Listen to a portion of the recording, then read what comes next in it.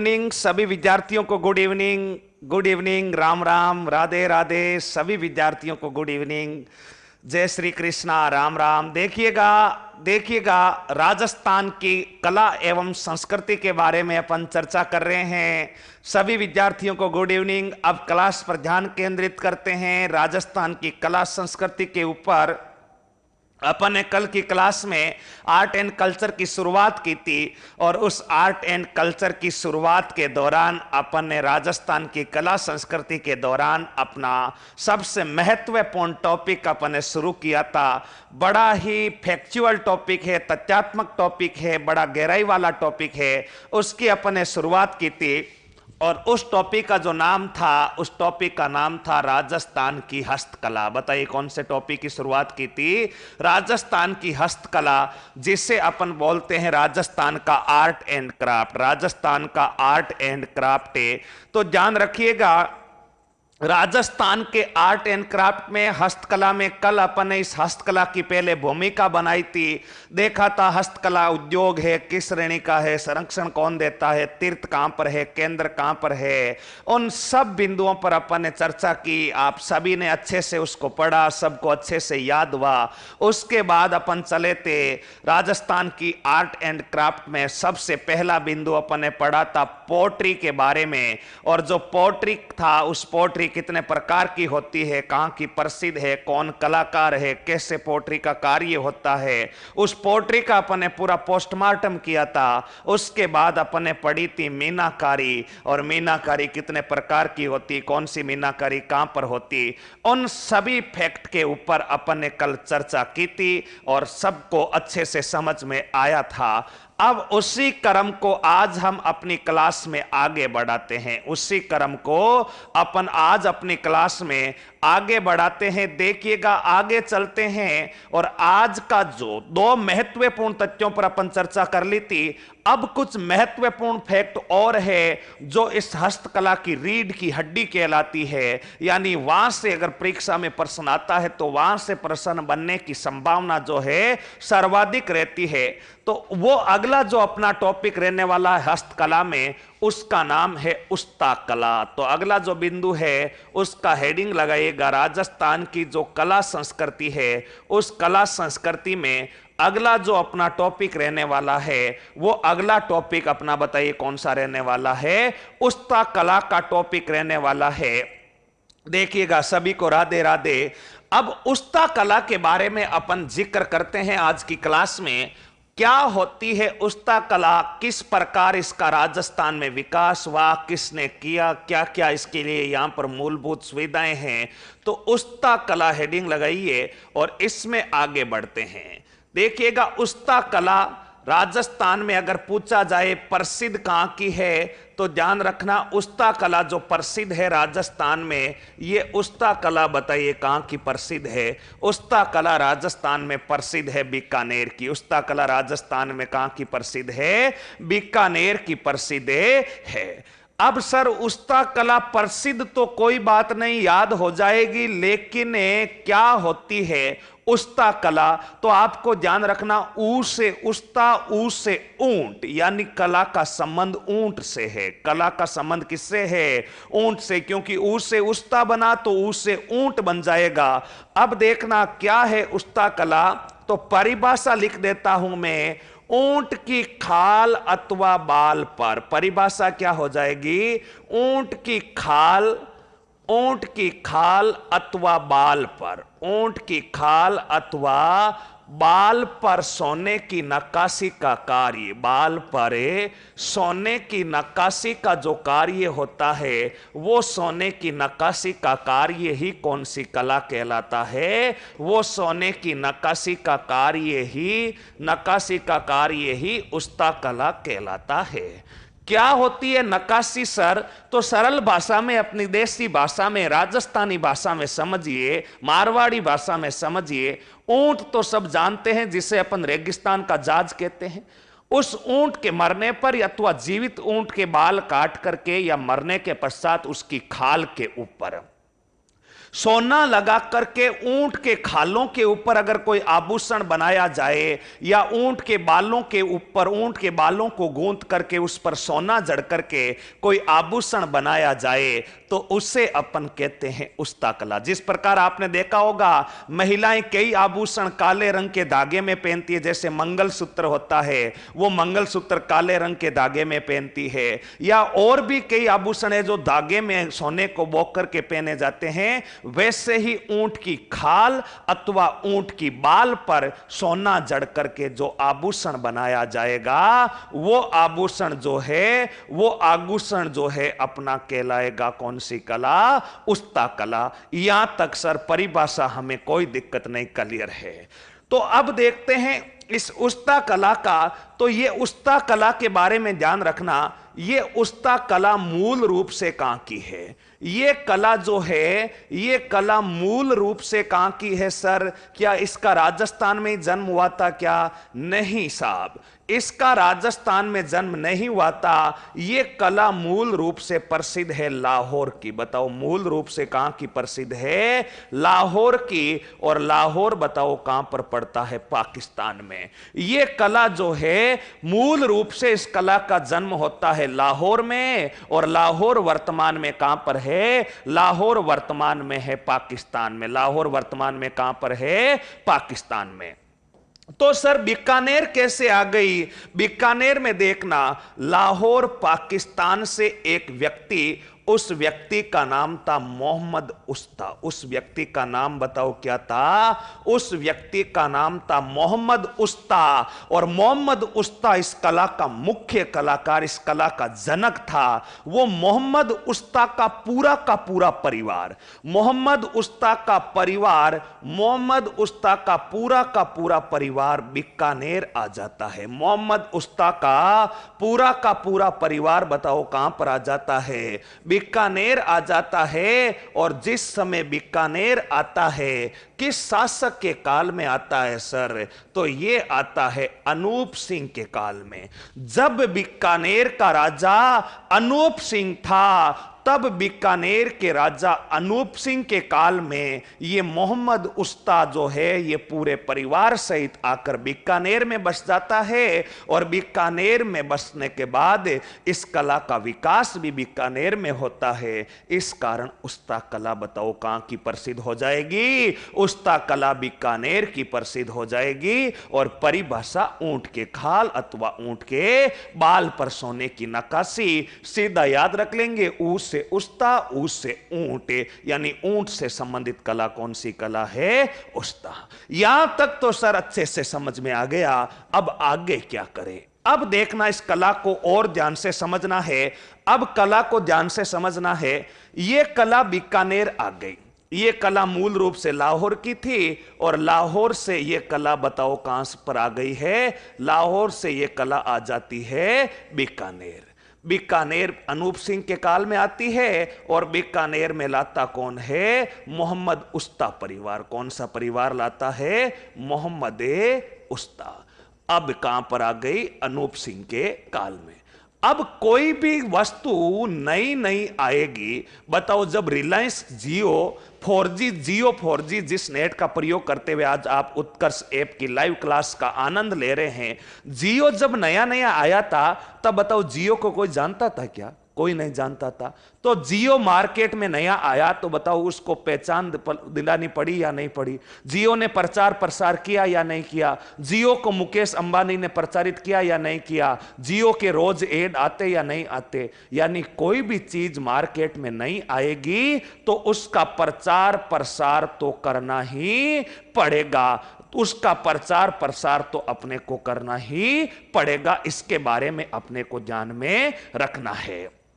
अब देखना, प्रचार प्रसार करना पड़ेगा तो बीकानेर से इस कला को लोकप्रिय, यानी उस्ता कला को लोकप्रिय किसने बनाया? उस्ता कला को ध्यान रखना, उस्ता कला को सर्वाधिक लोकप्रिय अथवा प्रसिद्धि दिलाने वाले व्यक्ति का नाम भी अपने को ध्यान रखना है। उस्ता कला को प्रसिद्धि दिलाने वाले व्यक्ति का नाम क्या था?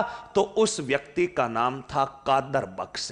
ये कादर खान नहीं है, ध्यान रखना, ये कादर बख्श है। ये कादर बख्श जो है, इस कादर बख्श ने इस कला को सर्वाधिक क्या बनाया था? लोकप्रिय बनाया था। कला नई नई यहां पर आई थी, उस समय इस कला को कोई जानता ही नहीं था, तब इस कला को सर्वाधिक लोकप्रिय बनाने वाले व्यक्ति का नाम बताओ क्या था? कादर बख्श। ठीक है, कादर बख्श के गुरु का नाम याद रखना। कादर बख्श जो है, इस कादर बख्श के गुरु का नाम क्या था? कादर बख्श ने इस कला का प्रचार प्रसार किसकी देख रेख में किया? तो कादर बख्श जो था, इसके गुरु का नाम था A.H. मुल्लर। बताओ कादर बख्श के गुरु का नाम क्या था? A.H. मुल्लर था। इसके बारे में भी ध्यान रखना है। कला आती है, कला को लाता मोहम्मद उस्ता है, लेकिन बीकानेर में उस समय, राजस्थान में इस कला को कोई जानता नहीं था। उस कला को प्रसिद्ध बनाने वाले व्यक्ति का नाम क्या है? कादर बख्श। ठीक है सर, कादर बख्श ने प्रचार प्रसार किया और कादर बख्श के गुरु का नाम था A.H. मुल्लर।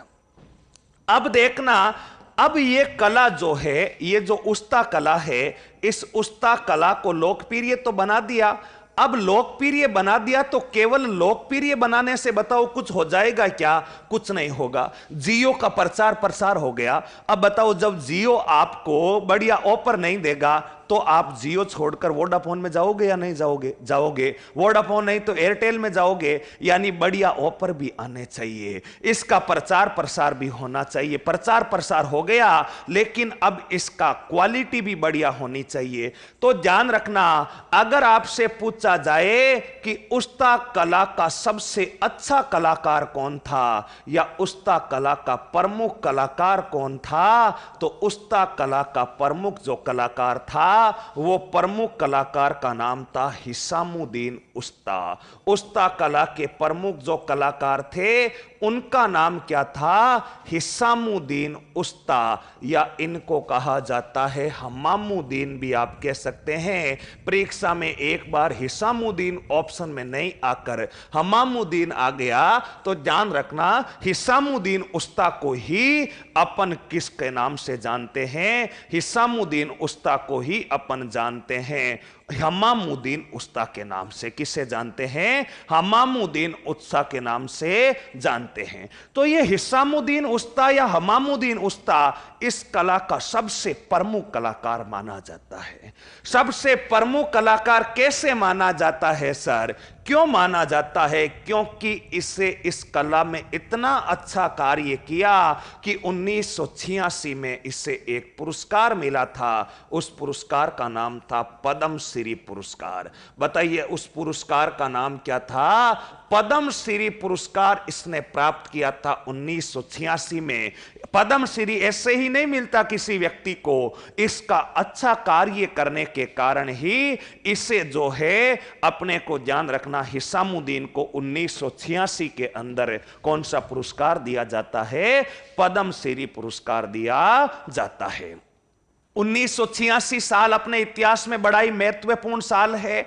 याद कीजिए, हालांकि आर्ट एंड कल्चर से संबंधित नहीं है, लेकिन याद कीजिएगा, रफ कॉपी के लिए मैं बताता हूं। 1986 में अपने देश के जो राष्ट्रपति थे, उनका नाम था ज्ञानी जेल सिंह। बताओ उनका नाम क्या था? ज्ञानी जेल सिंह। 1986 का जिक्र आया इसलिए मैं बता देता हूं, ज्ञानी जेल सिंह 1986 में अपने देश के राष्ट्रपति थे और भारत के एकमात्र राष्ट्रपति ऐसे थे तो जिन्होंने विट्टो का प्रयोग किया था। जिन्होंने विट्टो का क्या किया था? प्रयोग किया था। विट्टो पावर राष्ट्रपति के पास होती है। देश का अब तक का एकमात्र ऐसा राष्ट्रपति जिसने विट्टो का इस्तेमाल किया था, उसका नाम क्या था? ज्ञानी जेल सिंह। 1986 से संबंधित है, इसलिए अपने को ध्यान में रखना है। हालांकि ये आर्ट एंड कल्चर से संबंधित नहीं है कि विट्टो का इस्तेमाल करने वाले एकमात्र राष्ट्रपति कौन थे? ज्ञानी जेल सिंह और विट्टो का इस्तेमाल कौन से सन में हुआ था? 1986। क्यों हुआ था? डाकघर विधेयक आया था एक, डाक के ऊपर कोई कानून बना था जिसके ऊपर लेकर इन्होंने विरोध कर दिया था। वो कानून आप पॉलिटिकल में पढ़ेंगे क्या था, जिसमें डाकिए को डाक खोलने की स्वतंत्रता दी गई थी। डाक खोलने की क्या दी गई थी? स्वतंत्रता दी गई थी। इसलिए उस डाकिए के विरोध किया गया था। और ऐसा कानून जिस पर राष्ट्रपति ने वीटो का प्रयोग किया, ऐसे एकमात्र राष्ट्रपति ज्ञानी जेल सिंह थे। एक बार देखिएगा, एक बार आप याद रखिएगा, जैसे कोई मास्टर होता है तो उस मास्टर की पत्नी को गांव में बताओ क्या कहते हैं? मास्टर नहीं कहते। मास्टर की पत्नी को बताओ क्या कहते हैं? मास्टर नहीं कहते हैं। फौजी की पत्नी को फौजन कहते। फौजी की पत्नी को बताओ क्या कहते हैं? फौजन कहते। तो बताओ डाकिए की पत्नी क्या कहलाती है? इस प्रकार ये डाकिए पर कानून था, इसलिए मास्टर की पत्नी मास्टरनी, फौजी की पत्नी फौजन। तो डाकिए की पत्नी बताओ क्या कहलाती है? डाकिए की पत्नी बताइए क्या कहलाती है? डाकण नहीं कहलाती। ध्यान रखना, ऐसा नहीं है कि आप जो है डाकण बोल दो। डाकिए की पत्नी कभी डाकण कहलाती ही नहीं है। डाकण अगर किसी ने बोल दिया तो सोच समझ कर बोलना। फौजी की पत्नी फौजन हो सकती है, मास्टर की पत्नी मास्टर हो सकती है, लेकिन डाकिए की पत्नी आप ही बताइए क्या कहलाता है। अब अपन ने यहां तक पढ़ लिया, तो देखिएगा यहां तक पढ़ लिया। हिसामुद्दीन इसका प्रमुख कलाकार है और 1986 में इसे पद्मश्री मिला। लेकिन दुर्भाग्य से 2 साल बाद हिसामुद्दीन उस्ताद जो है, इनका क्या हो जाता है? स्वर्गवास हो जाता है। इनका क्या हो जाता है? निधन हो जाता है। यह भी अपने को थोड़ा सा ध्यान में रखना है। अब देखना, अगला बिंदु अपन चलते हैं। यहां तक अपन ने देख लिया। अब इनका जब निधन हो जाता है तो उस्ता कला का वर्तमान कलाकार कौन है? ध्यान रखना, उस्ता कला का जो वर्तमान कलाकार है, उस उस्ता कला के वर्तमान कलाकार के 2 है। एक का नाम है हनीफ उस्ता। यह भी ध्यान रखना, वर्तमान में इस कला के जो प्रमुख कलाकार है, एक का नाम तो है हनीफ उस्ता और दूसरा जो कलाकार है उसका नाम है जलीम उस्ता। बताइए दूसरे कलाकार का नाम क्या है? जलीम उस्ता है। यह भी अपने को क्या याद रखना है? वर्तमान कलाकार। अब क्या सर आप और हम भी, क्या मैं और आप भी क्या उस्ता कला का कार्य सीख सकते हैं? जरूर सीख सकते हैं। तो कहां से सीखें सर? ध्यान रखना, इसके लिए एक संस्थान भी बना रखा है। ध्यान रखना, उस्ता कला के कलाकारों को प्रशिक्षण देने हेतु एक प्रशिक्षण केंद्र बना रखा है। और इस प्रशिक्षण केंद्र का नाम क्या है? ध्यान रखना, इस प्रशिक्षण केंद्र का नाम है camel hair hide training centre. Camel hair hide training, camel hair hide training centre, camel hair hide training centre, यह है बीकानेर में और इसकी स्थापना की गई थी 1975 में। बताओ स्थापना कब होती है? इसकी स्थापना होती है 1975 में। क्या है camel hair hide training centre? यहां पर उस्ता कला के जो कलाकार है, वो उस्ता कला के कलाकार जो है वो अपने को ध्यान में रखना है। उस्ता कला के जो कलाकार होते हैं उनको प्रशिक्षण दिया जाता है और उस्ता कला के कलाकारों को प्रशिक्षण देने हेतु यह संस्थान 1975 में स्थापित किया गया था और 1975 में बीकानेर में स्थापित किया गया था, जिसका प्रथम निदेशक भी किसको बनाया गया था? हिसामुद्दीन उस्ता को। ये कुछ महत्वपूर्ण तथ्य, कुछ महत्वपूर्ण फैक्ट अपने को किसके बारे में याद रखना है? उस्ता कला। इतने ही बिंदु अगर आप उस्ता कला के बारे में याद रख लिए तो आपको कोई दिक्कत आने वाली नहीं है। क्या है उस्ता कला? मैं दोबारा से बता देता हूं। उस्ता कला बीकानेर की प्रसिद्ध है। ऊंट की खाल अथवा बाल पर सोने की नक्काशी करना उस्ता कला कहलाती है। मूल रूप से यह लाहौर पाकिस्तान की प्रसिद्ध है। मोहम्मद उस्ता परिवार इसको बीकानेर लेकर आया अनूप सिंह के काल में। ठीक है सर, यह कला बीकानेर आ गई, ऊंट की खाल बाल पर सोने का काम होता है। तो आगे ध्यान रखना, इस कला को लोकप्रिय बनाने वाला तो कादर बख्श था और कादर बख्श के गुरु का नाम है A.H. मुल्लर था। लेकिन अगर वो पूछे कि इसका सबसे प्रसिद्ध कलाकार कौन था, कादर बख्श से प्रसिद्ध कलाकार नहीं था। प्रसिद्ध कलाकार हिसामुद्दीन उस्ता था, जिसको हमामुद्दीन उस्ता भी कहते हैं,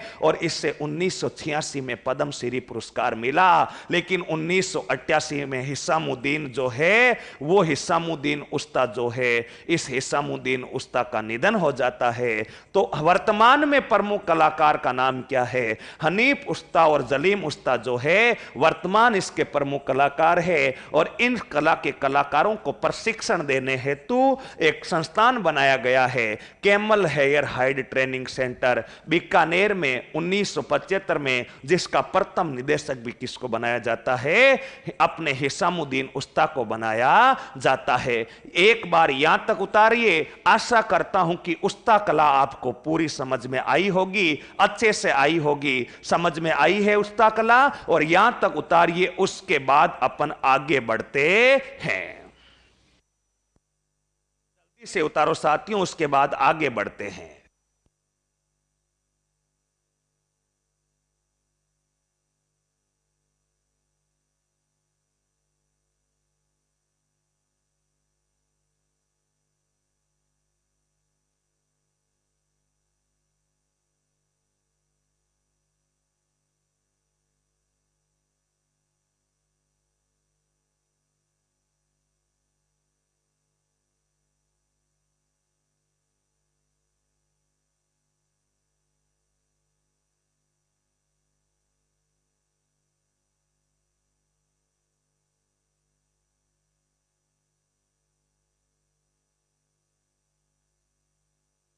कुछ विद्यार्थी पूछ रहे हैं A.H. मुल्लर का, तो ध्यान रखिएगा, A.H. मुल्लर ये यहां का नहीं था, ये आपका जो था जर्मनी का रहने वाला था। और इसका जो पूरा नाम था, वो पूरा नाम था आर्किबल्ड हरमन मुल्लर। पूरा नाम जो था, वो नाम लिखना चाहे तो लिख सकते हैं, आर्किबल्ड हार्मिन मुल्लर। आर्किबल्ड हार्मिन मुल्लर, ये आर्किबल्ड है, आर्किबल्ड हार्मिन मुल्लर। जल्दी से उतारो साथियों, उसके बाद आगे बढ़ते हैं। ये सेंटर जो है 1975 में बनाया गया था, ध्यान रखिएगा, ये आगे लिखा गया है 1975। जल्दी से उतारो साथियों, उस्ता कला जो है उसके आगे बढ़ते हैं, उस्ता कला के आगे।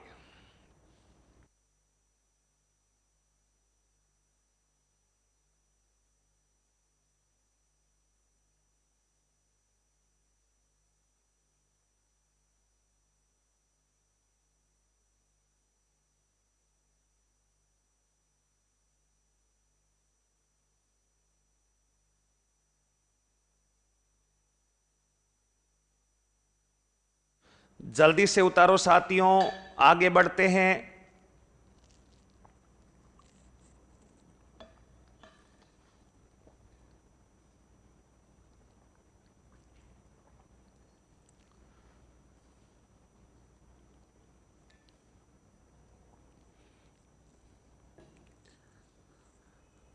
हाँ, यहां तक सब विद्यार्थियों ने उतार लिया, वेरी गुड, सबको अच्छे से समझ में भी आ गया होगा। यह है अपनी उस्ता कला। ये पीछे का उतारना चाहे तो उतार सकते हैं, और पीछे का आपको पता ही है क्या है, यह है अपना प्रमुख रूप से उस्ता कला। तो अब देखिएगा उस्ता कला जो है, इस कला को एक बिंदु और ध्यान रख लेना, इस कला को मुनवती कला भी कहते हैं। इस कला को बताओ कौन सी कला कहते हैं? इस कला को एक बिंदु और ऐड कर लेना, इस कला को मुनवती कला भी कहते हैं। ये बिंदु एक लाइन और लिख लेना, इस कला को बताओ कौन सी कला कहते हैं? मुनवती कला भी कहते हैं। जल्दी उतारो मेरे प्यारे साथियों, उसके बाद आगे बढ़ते हैं। ये एक लाइन और उतार लेना, इस कला को कौन सी कला कहा जाता है? मुनवती कला। ये है अपनी उस्ता कला। सब विद्यार्थियों के दिमाग में क्या हो जानी चाहिए? सेव हो जानी चाहिए। इसके बाद में आगे बढ़ते हैं। उस्ता कला के बाद में अगला जो बिंदु है अपना आर्ट एंड क्राफ्ट में, वो अगला बिंदु रहने वाला है मथेरना कला। बताइए, अगला जो बिंदु रहने वाला है, वो अगला बिंदु रहने वाला है मथेरना कला। ये मथेरना कला हालांकि परीक्षा में बहुत ही कम पूछी जाती है, लेकिन फिर भी अपन ने इसके बारे में क्या क्या महत्वपूर्ण बिंदु है मथेरना कला। मथेरना कला प्रसिद्ध पूछे आपसे तो मथेरना कला प्रसिद्ध कहां की है? बीकानेर की। बताओ मथेरना कला प्रसिद्ध कहां की है? बीकानेर की प्रसिद्ध है। अब होती क्या है सर, होती क्या है मथेरना कला? तो मैं परिभाषा बोल रहा हूं। मथेरना कला जो होती है, मथेरना कला की मैं परिभाषा बोल रहा हूं, क्या होती है? किसी भी सामाजिक या धार्मिक स्थल पर किसी भी सामाजिक अथवा धार्मिक चित्रों का भित्ति चित्रण करना ही मथेरना कहलाती है। अब सर ये तो क्या हुआ, कुछ समझ में नहीं आया। स्लो मोशन में सुनो। किसी भी धार्मिक अथवा अपने पौराणिक स्थल पर धार्मिक अथवा पौराणिक ग्रंथों का भित्ति चित्रण करना मथेरना कला कहलाती है। फिर भी समझ में नहीं आई सर परिभाषा? अब ध्यान से समझे। किसी भी परिभाषा में लिखता हूं एक बार, उसके बाद में समझाता हूं दोबारा। किसी भी धार्मिक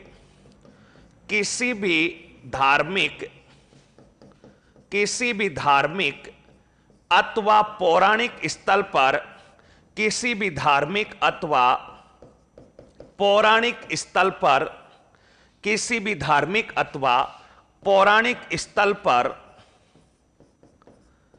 धार्मिक अथवा पौराणिक ग्रंथों का, धार्मिक अथवा पौराणिक ग्रंथों का, पौराणिक ग्रंथों का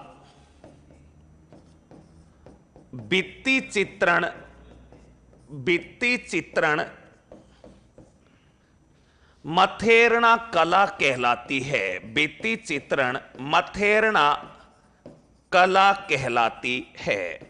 अब इसकी परिभाषा आपके सामने है। अब इसको सरल वे में आपको समझना है कि मथेरना कला जो है वो क्या होती है। तो मथेरना कला, मान लीजिए मैंने आपके यहां पर एक मंदिर बनाया। ये आपके सामने कोई मंदिर है और ये मंदिर की दीवारें हैं। मंदिर बताओ धार्मिक स्थल है या नहीं है? धार्मिक स्थल है। पौराणिक स्थल भी है। पौराणिक का अर्थ होता है जिन बातों का उल्लेख पुराणों में होता है उन बातों को अपन कहते हैं पौराणिक। मंदिर एक धार्मिक स्थल है। परिभाषा क्या है? किसी भी धार्मिक अथवा पौराणिक स्थल पर। यह हो गया अपना धार्मिक या पौराणिक स्थल।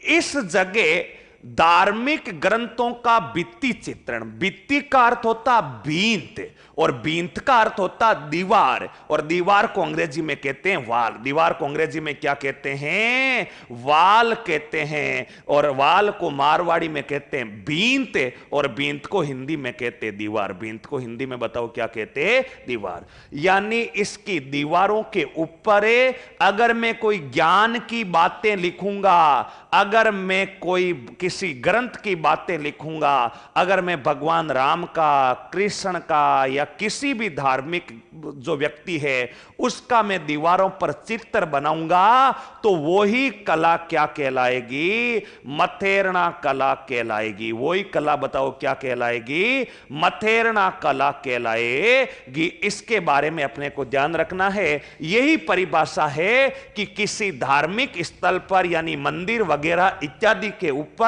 कोई धर्म की बातें या कोई धर्म का चित्र, किसी देवी देवता का चित्र जो होता है, उस देवी देवता के चित्र बनाने की कला ही कौन सी कला कहलाती है? मथेरना कला कहलाती है। यह परिभाषा आपको पता होनी चाहिए। इस मंदिर पर कोई राम, कृष्ण, सीता वगैरह राधा के चित्र बना दिए तो यह कला अपनी कहलाएगी मथेरना कला। ठीक है सर, परिभाषा तो हमें अच्छे से समझ में आ गई। ध्यान रखना, ये कला मुख्यतः जैन धर्म से संबंधित है। ये कला बताओ मुख्यतः किससे संबंधित है? ये कला मुख्यतः जैन धर्म से संबंधित है। यानी इस कला का जन्म जैन धर्म से माना जाता है। प्रारंभ में इस कला का जो आगमन किया जाता है वो का आगमन जो है जैन धर्म से होता है। तो ये भी अपने को ध्यान रखना है कि जो है मथेरना कला में मुख्य काम क्या होता है? जैन धर्म का होता है। अब आगे का बिंदु ध्यान रखना। अगला बिंदु, इस कला के कलाकार, इस कला के कलाकार उस्ताद कहलाते हैं। इस कला के जो कलाकार हैं, इस कला के कलाकार उस्ताद कहलाते हैं। इस कला के कलाकार क्या कहलाते हैं? उस्ताद कहलाते हैं। सर उस्ताद क्या होते हैं? उस्ताद इनकी उपाधि है। उस्ताद इनकी क्या है? उपाधि है। इनको उस्ताद क्यों कहा जाता है? क्योंकि इस बीकानेर वाले मथेरना कला के कलाकारों की क्या होती है? विशेषता होती है, ये कोई भी चित्र बनाए, ये कोई भी चित्र बनाए तो ध्यान रखिएगा, ये चित्र के नीचे अपना नाम व तिथि अंकित करते हैं। चित्र के नीचे अपना नाम व तिथि अंकित करते हैं। इनकी विशेषता है कैसे? जैसे इन्होंने कोई ऐसा चित्र बनाया, कोई इन्होंने ऐसा क्या बनाया?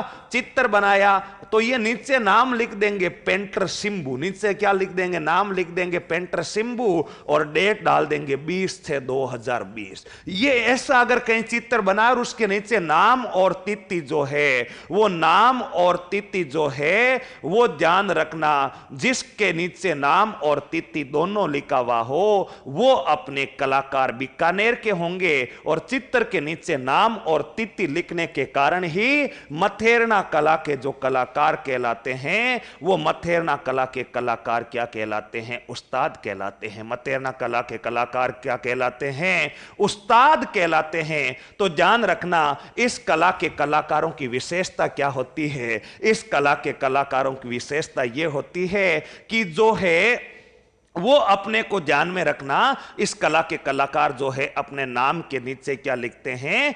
नाम और तिथि लिखते हैं। अगला बिंदु अपने को ध्यान रखना, इस कला के प्रमुख उस्ताद कौन कौन है? ये अभी स्वास्थ्य अधिकारी के पेपर में पूछा था। और ध्यान रखना, इस कला के प्रमुख कलाकार उस्ताद जो है रामलाल है, मुन्ना लाल है, और मुन्ना लाल के अलावा ध्यान रखना हसन है। मुन्ना लाल के अलावा क्या है? हसन। ये तीन इस कला के प्रमुख क्या कहलाते हैं? उस्ताद के कलाकारों के क्या कहलाते हैं? प्रमुख उस्ताद माने जाते हैं। एक बार यहां तक उतारिए, उसके बाद आगे बढ़ते हैं। उसके बाद क्या करते हैं? आगे बढ़ते हैं। मतेरना कला जल्दी से उतारिएगा।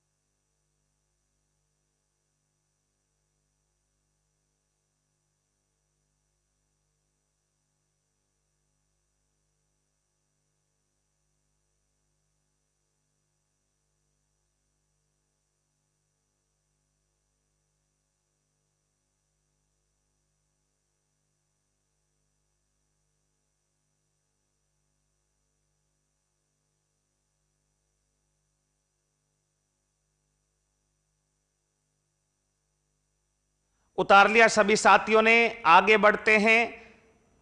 उतार लिया तो कुछ विद्यार्थियों के कमेंट आ रहे हैं कि ज्योग्राफिकल इंडेक्शन क्या होता है? तो ध्यान रखें, ये एक जीआई टैग होता है जो 2001 में प्रारंभ हुआ था। उस पर अपन विशेष स्पेशल चर्चा करेंगे। जल्दी से उतारो मेरे साथियों, जल्दी से उतारो।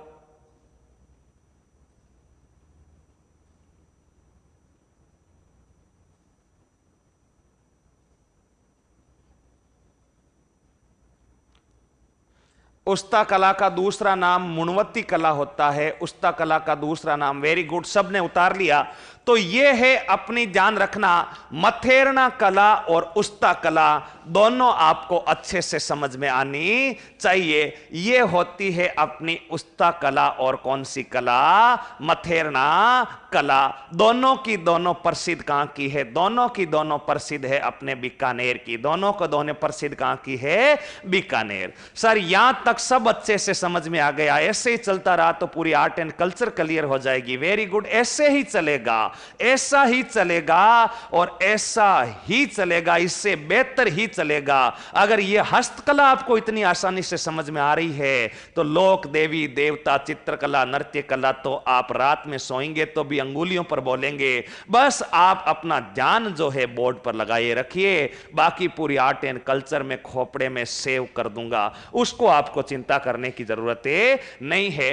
अब देखना, अगला बिंदु अपन इसी उस्ता कला, अपने इसी के अंदर अगला जो बिंदु पढ़ते हैं अपन, वो अपना बिंदु रहने वाला है बंदेज का कार्य। ध्यान रखिएगा, अगला जो बिंदु अपना रहने वाला है वो रहने वाला है बंदेज। तो अगला बिंदु हेडिंग में लगाइएगा कि बंदेज जो होता है वो बंदेज क्या होता है, इस बंदेज के बारे में क्या होता है, क्या क्या कार्य होता है, कैसा कार्य होता है। तो ध्यान रखें, अब ध्यान से समझना है बंदेज को, और बंदेज से कोई भी वो पर्सन पूछेगा तो अपना गलत होगा ही नहीं, ये 100% बात है। तो देखिएगा बंदेज होता क्या है, बंदेज की परिभाषा क्या होती है, और बंदेज कहां का प्रसिद्ध है। तो सबसे पहले तो अपने को पता होना चाहिए बंदेज क्या होता है। देखिए सरल सी परिभाषा है, कपड़े को बांध कर रंगना, कपड़े को बांध कर रंगना, कपड़े को बांध कर जो रंगा जाता है वो कपड़े को बांध कर रंगना ही बताओ क्या कहलाता है। कपड़े को बांधा, रंग में डुबोया और रंग दिया, तो ध्यान में रखना ये कार्य ही क्या कहलाएगा, अपना बंदेज कहलाता है। ये कार्य ही अपना क्या कहलाता है, बंदेज। पर बंदेज का नाम ही बांधना और रंगना। अब देखना बंदेज में क्या क्या फैक्ट अपने को याद रखने हैं, एक बार समझ लेना। अगर आपसे पूछा जाए बंदेज का उल्लेख, बंदेज का सर्वप्रथम उल्लेख कहां पर मिला, या बंदेज का पहला प्रमाण कहां पर मिला, बंदेज का पहला प्रमाण कहां पर मिला, तो आप क्या बताएंगे। बंदेज का जो पहला प्रमाण मिलता है वो पहला प्रमाण कहां पर मिलता है सर, बंदेज का पहला प्रमाण मिलता है हर्षचरित ग्रंथ में। कौन से ग्रंथ में, हर्षचरित ग्रंथ में। ये सारे फैक्ट आपको कहीं नहीं मिलेंगे, हर्षचरित ग्रंथ। और हर्षचरित ग्रंथ लिखा किसने था, हर्षचरित ग्रंथ लिखने वाले व्यक्ति का नाम था बाण भट्ट। हर्षचरित ग्रंथ जो है उसको लिखने वाला जो व्यक्ति था उसका नाम क्या था, उसका नाम था बाण भट्ट। और इसी ग्रंथ में पहली बार बंदेज कार्य का अपने को उल्लेख या प्रमाण मिलता है। ठीक है सर, मिल गया उल्लेख। आगे बढ़ते हैं, ध्यान रखना बंदेज का कार्य करने वाला व्यक्ति, यानी जो व्यक्ति बंदेज का कार्य करता है उसको क्या कहते हैं, बंदेज का कार्य करने वाला जो व्यक्ति होता है, बंदेज का कार्य करने वाला व्यक्ति क्या कहलाता है। तो बंदेज का जो कार्य करने वाला व्यक्ति होता है उससे ध्यान रखना बंदारा कहते थे, उससे बताओ क्या कहते हैं, बंदारा। अगर बंदारा ऑप्शन में नहीं आया तो चढ़ावा आएगा, बताओ क्या आएगा, चढ़ावा। और चढ़ावा भी ऑप्शन में नहीं आया तो आप उसे कह सकते हैं रंगरेज। बंदारा ऑप्शन में आए तो बंदारा करना, अपने चढ़ावा आए तो चढ़ावा करना, और रंगरेज आए तो रंगरेज। यानी जो व्यक्ति बंदेज का कार्य करता है उस व्यक्ति को बंदारा कहा जाता है। ठीक है सर, यह भी याद हो जाएगा, ठीक है हो जाएगा। तो आगे बढ़ते हैं, ध्यान रखें बंदेज कार्य में प्रयुक्त, बंदेज कार्य में प्रयुक्त, बंदेज कार्य में प्रयुक्त उपकरण, यानी जो भी आप काम में ले रहे हैं उपकरण, जो भी चाहे पानी हो, चाहे रंग हो या और भी कुछ हो, जो भी उपकरण आप बंदेज का काम करने में काम में ले रहे हैं, तो ध्यान रखना उस उपकरण को टीपना कहते हैं। उस उपकरण को बताओ क्या कहते हैं? टीपना कहा जाता है। विशेष ध्यान रखना, टीपना एक पोती भी होती है जिसको ब्राह्मण देख करके मूर्त निकालता है। टीपना आप परीक्षा में नकल करते हैं तो उसे भी टीपना कहते हैं। करते हो या नहीं करते हो? पीछे वाले को थोड़ा सा टिपा दे, थोड़ा सा क्या कर दे, टिपा दे, यानी टीपना नकल करने को भी कहते हैं। टीपना पंडित जी अपने पास, देखा होगा आपने अपने ग्रामीण क्षेत्रों में, बारिश नहीं होती तो पंडित जी टीपने में बारिश कब बता रहे हैं। पंडित जी टीपना देखो, टीपना जो होता है उस टीपने में शुभ मुहूर्त देखो, विवाह करते हैं तो टीपना देखते हैं। तो टीपना ब्राह्मणों की एक पोती भी होती है। टीपना एक अपने नकल करने को भी टीपना कहते हैं। लेकिन बंदेज कार्य में प्रयुक्त जो उपकरण होते हैं, उस बंदेज कार्य में प्रयुक्त जो उपकरण होते हैं उसे ध्यान रखना टीपना कहा जाता है। ठीक है सर। अब बंदेज कार्य में प्रयुक्त उपकरण टीपना हो गया। अब ध्यान रखें, जो है आपसे पूछा जाएगा बंदेज कार्य कहां का प्रसिद्ध। बंदेज कार्य प्रसिद्ध कहां का प्रसिद्ध है सर? तो बंदेज का कार्य प्रसिद्ध है, ध्यान रखना, शेखावाटी व जयपुर का। बताओ कहां का प्रसिद्ध है? शेखावाटी, और शेखावाटी के साथ में ध्यान रखना जयपुर। कई गाइडों में आपको पहले जयपुर लिखा हुआ मिलेगा, लेकिन याद कीजिएगा RS मेंस 2013, और उसमें पूछा गया पूरा बंदेज पर 50 शब्द लिखो, और उसमें स्पष्ट लिखा गया था। उस समय जब हाईकोर्ट में भी अभ्यर्थी गए थे तब बोला बंदेज का जो सर्वाधिक कार्य है वो शेखावाटी में ही होता है, और शेखावाटी के साथ आप जयपुर मान सकते हैं। यानी सर्वाधिक कार्य बंदेज का जो होता है, वो सर्वाधिक जो कार्य होता है वो सर्वाधिक कार्य बताओ कहां पर होता है? शेखावाटी, और जयपुर में प्रसिद्ध भी यहां का। ठीक है सर। अगर अपने को स्थान पूछ ले कि बंदेज का कार्य कहां का प्रसिद्ध है, तो बंदेज का कार्य स्थान पूछ ले तो ध्यान रखना बंदेज का कार्य राजस्थान में कहां का प्रसिद्ध है? सुजानगढ़। और सुजानगढ़ बताओ कहां पड़ता है? सुजानगढ़ पड़ता है सुजानगढ़ पड़ता है चूरू में।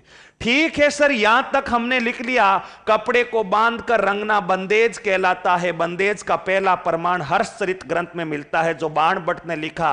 बंदेज का कार्य करने वाला व्यक्ति बंदारा चढ़ावा रंगरेज कहलाता है। बंदेज का कार्य करते समय जो भी अपन उपकरण काम में लेते हैं उसे टीपना कहते हैं। और प्रसिद्ध कहां का है? शेखावाटी और जयपुर में। शेखावाटी और जयपुर में। अब देखना अगला प्रश्न वो आपसे पूछेगा, बंदेज की सबसे बड़ी मंडी कहां पर है? बंदेज की सबसे बड़ी मंडी, तो आप क्या बताएंगे कि बंदेज की सबसे बड़ी जो मंडी है वो बंदेज की सबसे बड़ी मंडी जोधपुर में है। बंदेज की सबसे बड़ी मंडी जोधपुर में है। इसका अर्थ क्या है सर? यानी बंदेज का कार्य तो जयपुर शेखावाटी क्षेत्र में होता है, लेकिन बंदेज के कपड़े बाजार में बिकने के लिए सबसे ज्यादा सबसे ज्यादा जोधपुर में आते हैं। कहां पर आते हैं? जोधपुर। यानी बंदेज का बड़ा मार्केट, बंदेज की सबसे बड़ी मंडी अगर आपसे पूछा जाए तो बंदेज की सबसे बड़ी मंडी बताइए कहां पर हो जाएगी? जोधपुर में हो जाएगी। यह भी सर याद कर लेंगे। याद कर लोगे तो परीक्षा में काम आसान हो जाएगा।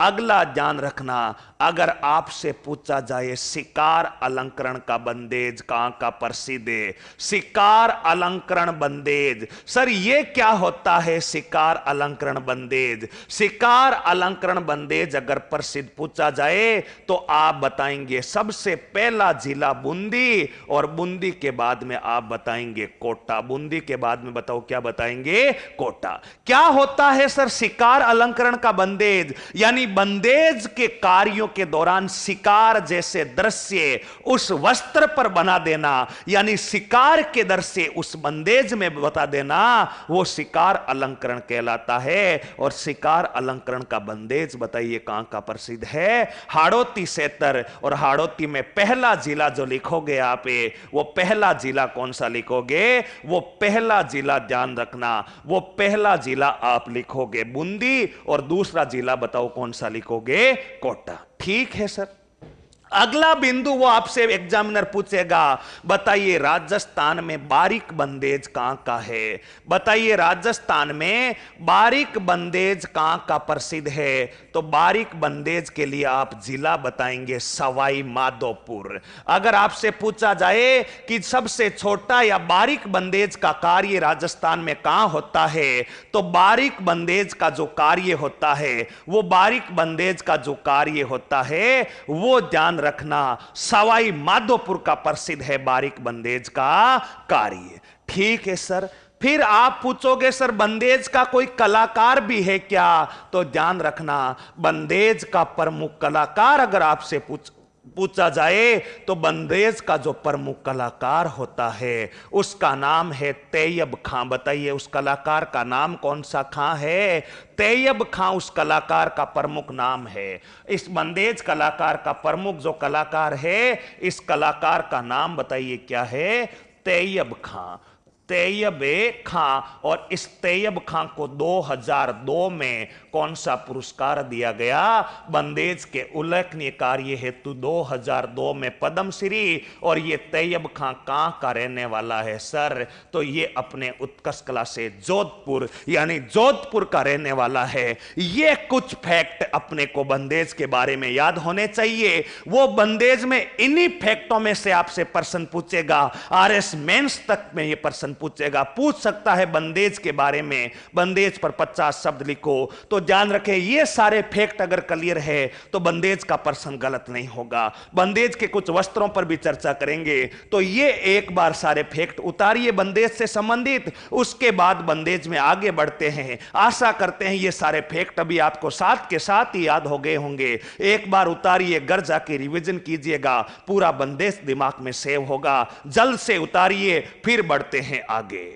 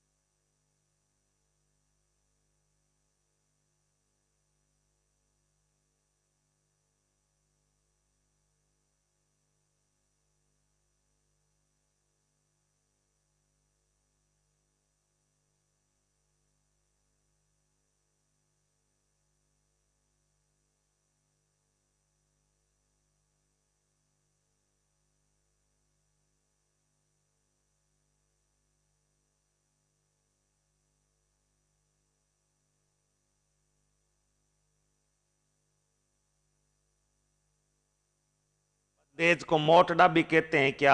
जरूर कहते हैं। अभी चर्चा उसी पे आगे होने वाली। बारीक बंदेज का अर्थ होता है छोटा कार्य बंदेज का। ध्यान रखिएगा, अपने को तैयारी बड़े स्तर पर करनी है, चाहे वो परीक्षा कोई सी भी हो। इसलिए अपने को पूरा विस्तार से पढ़ना है ताकि भविष्य में कभी भी अपने को कोई भी प्रश्न गलत ना हो।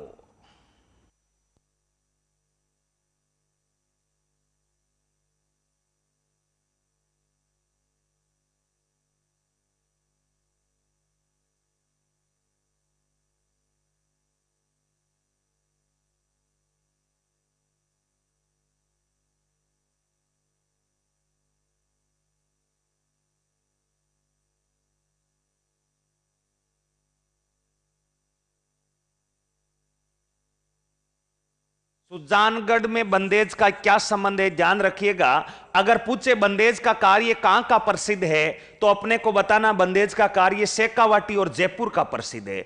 फिर अगर वो आपसे कह दे शेखावाटी और जयपुर ऑप्शन में नहीं दे के कोई अलग अलग स्थान दे दे तो आपको बताना सबसे ज्यादा जो बंदेज का कार्य प्रसिद्ध माना जाता है वो प्रसिद्ध माना जाता है अपने सुजानगढ़ चूरू का। यानी शेखावाटी से काम चल जाए तो ठीक है, नहीं तो आपको बताना है स्थान पूछ ले अलग अलग है, जैसे जोबनेर जयपुर, सुजानगढ़ चूरू, फतेहपुर सिक्कर या और कुछ चाकसू जयपुर कहां का प्रसिद्ध है तो आपको बता देना है कि सबसे ज्यादा जो बंदेज प्रसिद्ध माना जाता है वो प्रसिद्ध माना जाता है सुजानगढ़ चूरू का। यानी स्थान पूछ ले तो आपको क्या बताना है, सुजानगढ़ चूरू। जल्दी से उतारो मेरे प्यारे साथियों, उसके बाद आगे चलते हैं।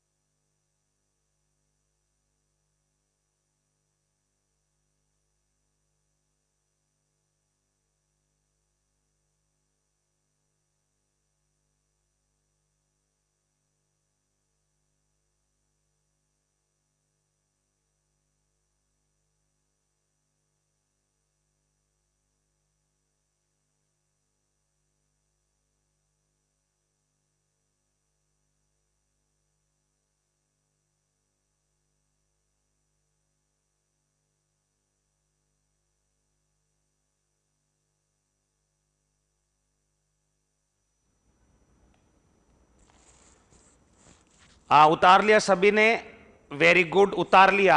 तो आगे बढ़ते हैं। अब देखना बंदेज के कुछ कार्यों के ऊपर चर्चा करते हैं और बंदेज के कौन कौन से कार्य जो है, शिकार अलंकरण का अर्थ होता बंदेज पर शिकार जैसे दृश्य प्रस्तुत करना। यहां तक सबने उतार लिया, सबको अच्छे से समझ में आया। उसके बाद देखना अब बंदेज के कुछ वस्त्रों पर मैं चर्चा कर रहा हूं जहां से कभी कभार परीक्षाओं में प्रश्न पूछे जाते हैं, तो ध्यान रखना बंदेज के कौन कौन से वस्त्र जो है वो पूछे जाते हैं। सबसे पहले ध्यान रखना, अब एक बार आपको पेन कॉपी रख देना और समझना है। जैसे एक तो वो पूछता है कि लेरिया कहां का प्रसिद्ध है, बताओ। एक तो वो किसके बारे में पूछता है, लेरिया। और मुख्यतः बंदेज में वो लेरिया का ही पूछता है। मुख्यतः वो बंदेज में बताओ कहां का पूछता है, लेरिया का ही पूछता है। तो इसके बारे में अपने को ध्यान में रखना है। अब अगला बिंदु देखिएगा, सबसे पहले सर लेरिया होता क्या है, मैं इसी एक पेज पर पूरा बंदेज समझा दूंगा आपको। सबसे पहले जल्दी से बताइए, लेरिया जो है, लेरिया जो होता है वो पहना जाता है या ओढ़ा जाता है? जल्दी से बताइए, लेरिया जो है पहना जाता या ओढ़ा जाता? पोमचा, पीला पोमचा पर भी जिक्र करेंगे। लेरिया जो है ओढ़ा जाता है या पहना जाता है? तो देखिएगा लेरिया होता क्या है, अब ध्यान से समझें।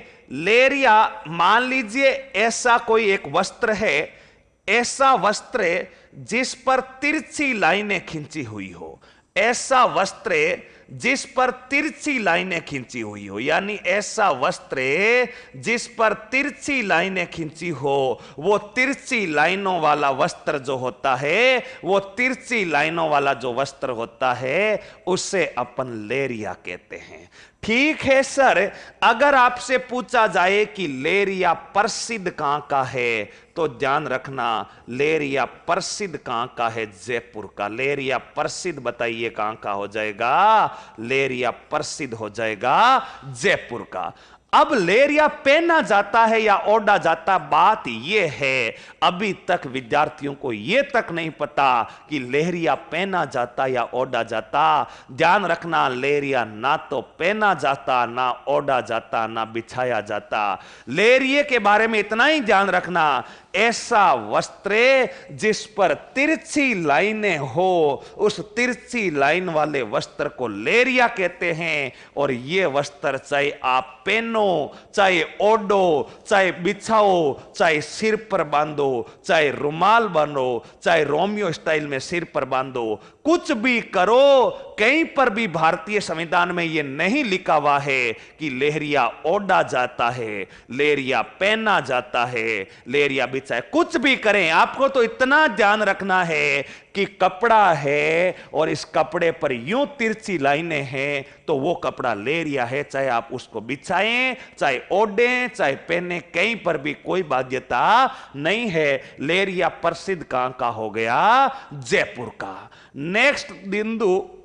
नेक्स्ट बिंदु अपने को ध्यान रखना है, आपसे वो आगे पूछा जाएगा। साथ के साथ ही एक बिंदु और याद रख लेना, समुद्री रंग का लेहरिया। फिर वो आपसे पूछेगा समुद्री रंग का लेहरिया कहां का प्रसिद्ध है, तो ध्यान रखना कांस्टेबल 2012 में पूछा भी जा चुका है, समुद्री रंग का लेहरिया कहां का प्रसिद्ध है। तो यह भी ध्यान रखना, समुद्री रंग का लेहरिया भी बताओ कहां का प्रसिद्ध हो जाएगा? जयपुर का प्रसिद्ध हो जाएगा। फिर वो परीक्षा में एक प्रश्न ऐसे भी बना सकता है कि बताओ सबसे मांगलिक लेहरिया कौन सा माना जाता है, सबसे मांगलिक लेहरिया कौन सा माना जाता है। तो ध्यान रखना, पंचरंगी जो लेहरिया होता है, पंचरंगी लेहरिया जो होता है, ये पंचरंगी लेहरिया सबसे मांगलिक लेहरिया माना जाता। और पंचरंगी लेहरिया भी प्रसिद्ध पूछे तो पंचरंगी लेहरिया भी बताओ प्रसिद्ध कहां का? जयपुर का। और सबसे सर्वाधिक मांगलिक लेहरिया, जितने भी लेहरिये होते हैं उन लेहरियों में सर्वाधिक मांगलिकता का आभास करवाने वाला जो लेहरिया होता है, वो लेहरिया बताओ कौन सा होता है? मांगलिके लेहरिया। ठीक है सर, यहां तक तो कोई दिक्कत ही नहीं है। फिर अगला प्रश्न वो आपसे पूछ सकता है, बताओ सतरंगी लेहरिया कहां का प्रसिद्ध है? सतरंगी लेहरिया आपने देखा होगा काफी समय से उड़ रहा है, काफी समय से, एक साल से ये लगातार उड़ ही रहा है सतरंगी लेहरिया। और सब ने इस सतरंगी लेहरिए, उड़ते हुए सतरंगी लेहरिए पर नागिन डांस जरूर किया होगा शादी ब्याह में, क्योंकि फेमस गाना है। और इस गाने पर बारातियों ने नागिन डांस तो जरूर किया ही होगा, लेकिन अभी तक ये पता नहीं चल पाया है। नागिन डांस 100 बार कर लिया है इस सतरंगी लेहरिए वाले गाने पर, लेकिन ये पता नहीं है कि प्रसिद्ध कहां का है। प्रसिद्ध से अपने को क्या करना है, क्योंकि प्रसिद्ध तो परीक्षा में पूछा जाएगा।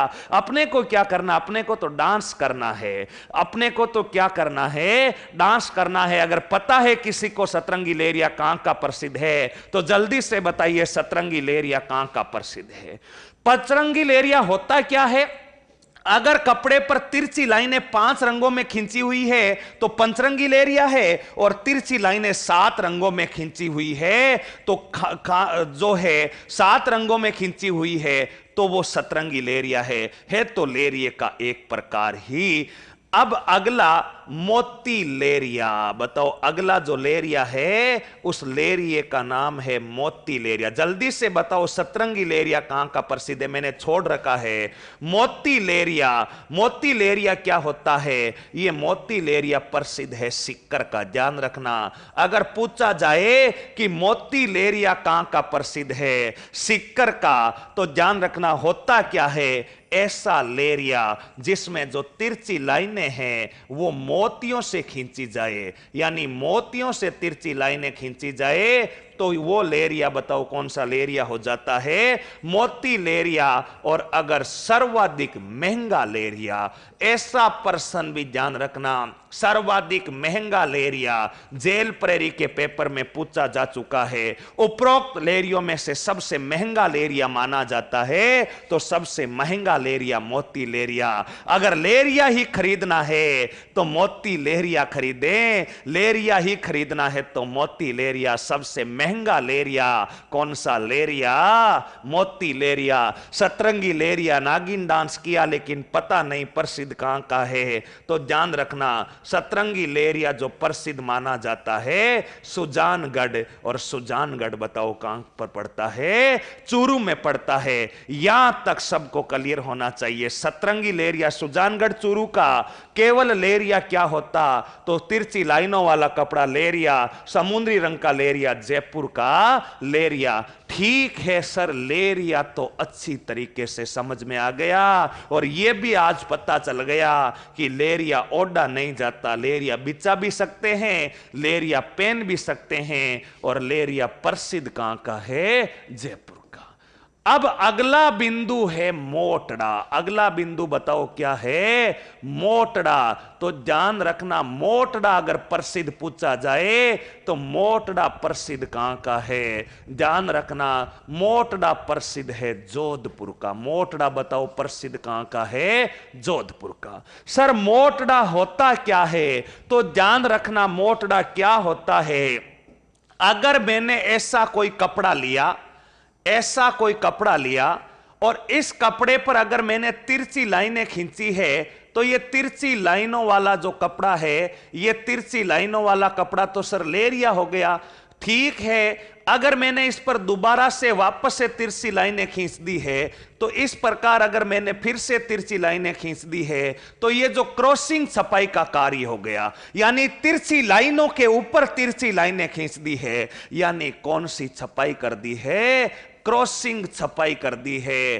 तो ध्यान रखना, क्रॉसिंग छपाई का जो कार्य होता है, वो क्रॉसिंग छपाई का कार्य ही क्या कहलाता है? मोटड़ा। जब तक तिरछी लाइनें हैं तब तक तो लेरिया, और इसके ऊपर मैंने फिर से लाइनें खींच दी, तो ये जो है, तो ये जो लाइनें हैं, ये लाइनें अपने हो जाएगा मोटड़ा। और ध्यान रखना, विवाह के अवसर पर पहनी गई पगड़ी को भी मोटड़ा कहते हैं। मोटड़ा वस्त्र भी होता है, लेकिन विवाह के अवसर पर पहनी गई पगड़ी क्या कहलाती है? मोटड़ा। यह भी अपने को ध्यान रखना, विवाह के अवसर पर पहनी गई पगड़ी, विवाह के अवसर पर, विवाह के अवसर पर जो पगड़ी होती है, विवाह के अवसर पर जो पगड़ी होती है, उस विवाह के अवसर पर जो पगड़ी पहनी जाती है, उससे बताओ क्या कहते हैं? मोटड़ा कहते हैं। उससे बताइए क्या कहते हैं? मोटड़ा कहते हैं। ध्यान रखना। नेक्स्ट अपने को ध्यान रखना, यहीं पर मैं लिखवा देता हूं, दशहरे के अवसर पर पहनी गई पगड़ी। अगर आपसे पूछा जाए कि दशहरे के अवसर पर जो पगड़ी पहनी जाती है वो पगड़ी क्या कहलाती है, तो ध्यान रखना, दशहरे के अवसर पर जो पगड़ी पहनी जाती है उससे मंदील कहते हैं। उससे बताओ क्या कहते हैं? मंदील कहा जाता है। अगला बिंदु अपने को ध्यान क्या रखना है? दीपावली की पगड़ी, यानी दीपावली पर जो पगड़ी पहनी जाती है, वो दीपावली पर जो पगड़ी पहनी जाती है, उस दीपावली पर पहनी जाने वाली पगड़ी को आडा कहते। बताओ क्या कहते हैं? दीपावली पर पहनी जाने वाली पगड़ी को बताओ क्या कहा जाता है? आडा कहा जाता है। और जो पचरंगी सापा होता है, उस पचरंगी सापे को बताओ क्या कहा जाता है? जो पचरंगी सापा होता है, इस पचरंगी सापा को पावरा कहा जाता है। बताओ क्या कहा जाता है? पावरा। ये तो कुछ पगड़ियों से संबंधित बात हो गई। ठीक है, मोटड़ा प्रसिद्ध बताओ कहां का हो गया? मोटड़ा प्रसिद्ध हो गया अपने जोधपुर का। अगला बिंदु अब क्या याद रखें सर? यहां तक तो याद रख ही लिया हमने, तो अगला बिंदु ध्यान रखना, धान का। अगला बिंदु बताओ क्या होता है? दान का। और दान का ध्यान रखना, दान का कहां का प्रसिद्ध है? बूंदी का। धान का कहां का प्रसिद्ध है? बूंदी का।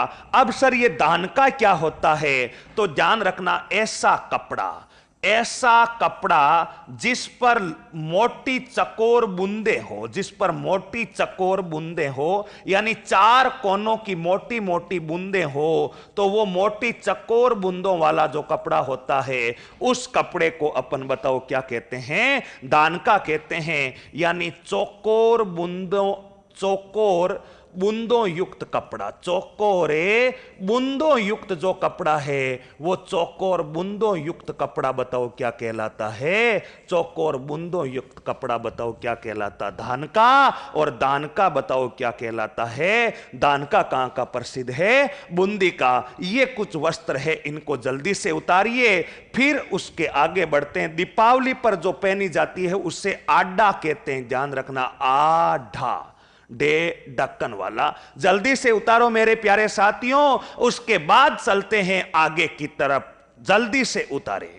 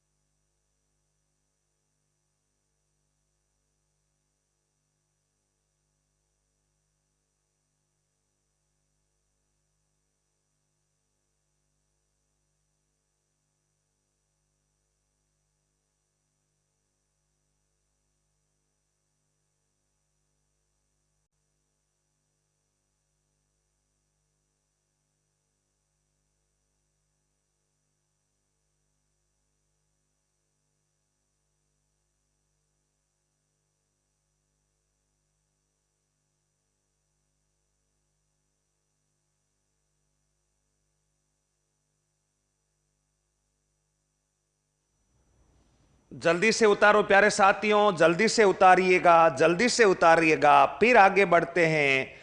पचरंगी सापा के आगे लिखा हुआ है पावरा। दशहरे की पगड़ी के आगे लिखा हुआ है मंदिर। दीपावली की पगड़ी के आगे लिखा हुआ है अड्डा। धान का बूंदी का प्रसिद्ध है।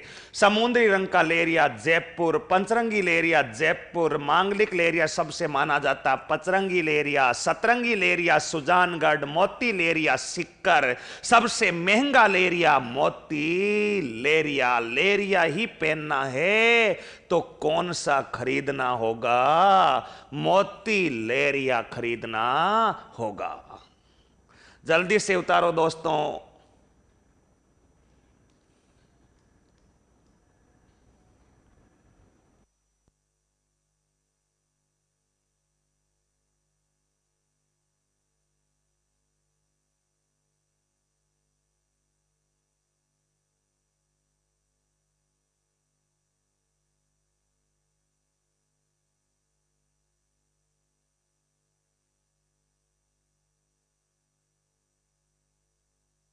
तो अब देखिएगा, आगे बढ़ते हैं। अगर यहां तक सब साथियों ने उतार लिया है तो अब आगे बढ़ते हैं।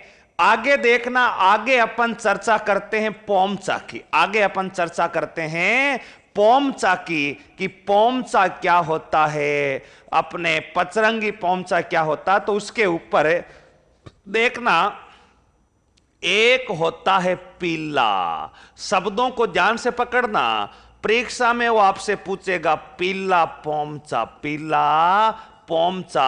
और एक होता है चीड़ का पोमचा। तीन प्रकार के मुख्य पोमचे होते हैं चीड़ का पोमचा। एक तो होता है अपना पीला, एक होता है पीला पोमचा, और एक होता है चीड़ का पोमचा। एक बताओ किसका पोमचा होता है? चीड़ का पोमचा।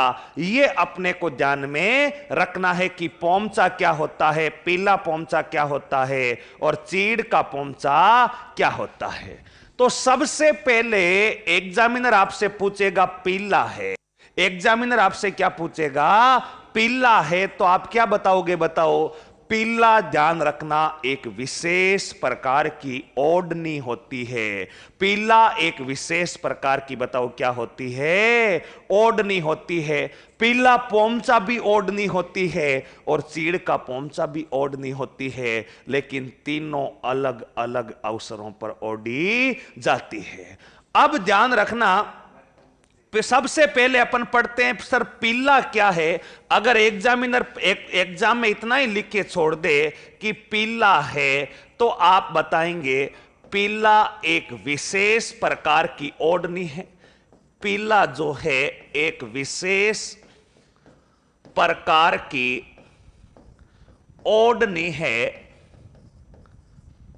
जो विशेष अवसर पर ओढ़ी जाती है। जो विशेष अवसर पर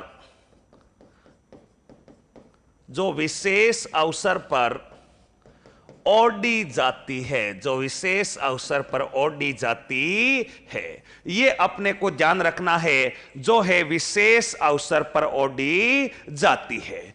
अब ये विशेष अवसर कौन सा होता है जब पीला ओढ़ा जाता है? तो ध्यान रखिएगा, आगे का जो बिंदु है वो ध्यान रखिएगा। पीला ओढ़ा जाता है जलवा पूजन के दिन। बताओ कौन से दिन है? जलवा अथवा कुआं पूजन के दिन। जलवा अथवा कुआं पूजन की वेशभूषा, जलवा अथवा कुआं पूजन की जो वेशभूषा होती है, उस वेशभूषा को बताओ क्या कहा जाता है? पीला कहा जाता है। इसके बारे में ध्यान में रखिएगा। पीला का अर्थ है जलवा पूजन अथवा कुआं पूजन के दिन। और यह जलवा अथवा कुआं पूजन कब किया जाता है? यह किया जाता है संतान प्राप्ति की होने पर जलवा पूजन अथवा कुआं पूजन किया जाता है। तो ध्यान रखिएगा, यह ओढ़ी जाती है। तीसरा पूछा जा सकता है कि सर पीले का रंग कैसा होता? ठीक बात है, जलवा पूजन पर ओढ़ेंगे, लेकिन पीले का रंग क्या होगा? तो ध्यान रखना, पीले का रंग पीला नहीं होता। राजस्थान की कला संस्कृति में यह रंग पीला नहीं होता। यह रंग दो प्रकार का हो सकता है। ध्यान रखिएगा, यह रंग दो प्रकार का हो सकता है। एक रंग तो हो सकता है केसरिया, एक रंग तो क्या हो सकता है? केसरिया हो सकता है, और दूसरा रंग गुलाबी हो सकता है। दूसरा रंग बताओ कौन सा हो सकता है? गुलाबी। केसरिया लड़के के जन्म पर पहना ओढ़ा जाता है। लड़के के जन्म पर जो पीला होता है वो तो होता है केसरिया, और लड़की के जन्म पर जो पीला होता है वो लड़की के जन्म पर बताओ कौन सा पीला होता है? लड़की के जन्म पर जो पीला होता है वो होता है अपना गुलाबी। बताओ कौन सा होता है? गुलाबी। ठीक है सर, आगे अपने को ध्यान रखना, पीला पोमचा या पोमचा, पीला पोमचा। तो ध्यान रखना, सेकावाटी क्षेत्र में जाट महिलाओं की ओढ़नी। सेकावाटी क्षेत्र में जाट महिलाओं की जो ओढ़नी होती है, वो जाट महिलाओं की ओढ़नी को बताओ क्या कहा जाता है? जाट महिलाओं की जो ओढ़नी होती है, उस जाट महिलाओं की ओढ़नी को कहा जाता है पीला पोमचा कहा जाता है।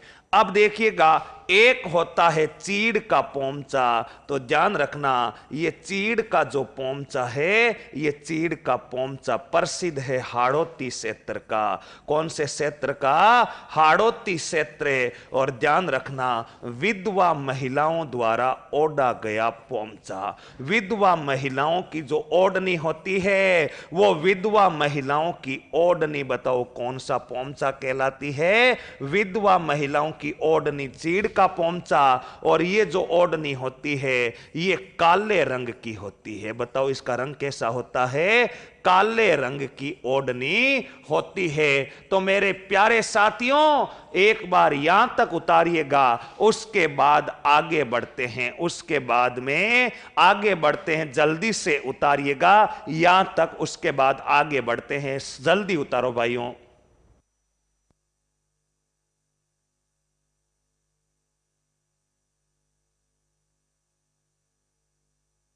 यहां से वीडियो बिल्कुल सुचारू चल रहा है। अपना इंटरनेट प्रॉब्लम चेक करें विद्यार्थियों, जल्दी से चले आगे बढ़ें।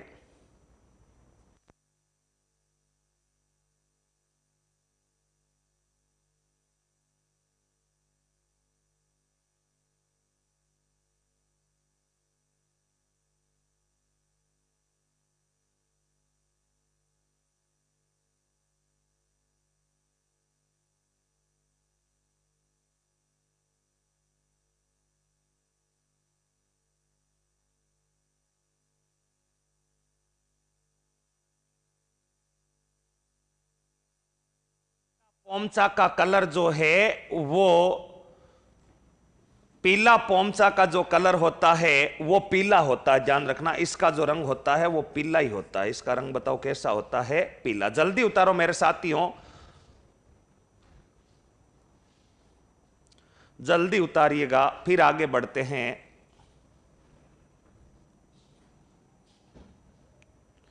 उतार लिया क्या सब विद्यार्थियों ने? जल्दी से उतारो।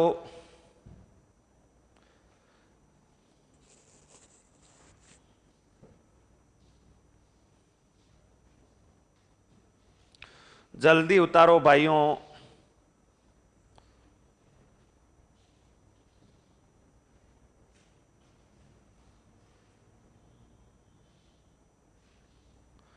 हाँ, यहां तक सबने उतार लिया।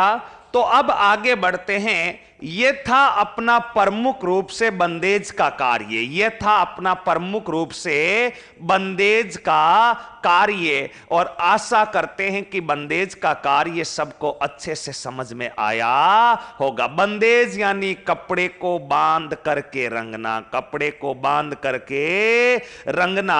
अब ये तो था कपड़े को बांध कर रंगना, और अगला है अपना छपाई का कार्य। ये तो था बंदेज का कार्य, और अगला बताओ अपना कौन सा कार्य है?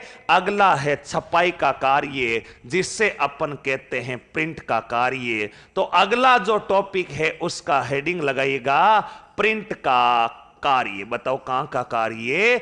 प्रिंट का कार्य। जल्दी से हेडिंग लगाइएगा कि प्रिंट का कार्य जो है वो क्या होता है।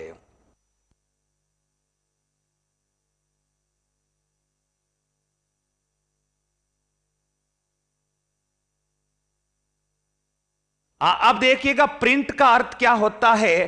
प्रिंट का अर्थ होता है छपाई का कार्य, यानी जो कपड़ों पर छपाई वगैरह की जाती है उससे अपन जो है वो ध्यान रखना। छपाई का कार्य जो है वो उससे अपन कहते हैं प्रिंट का कार्य।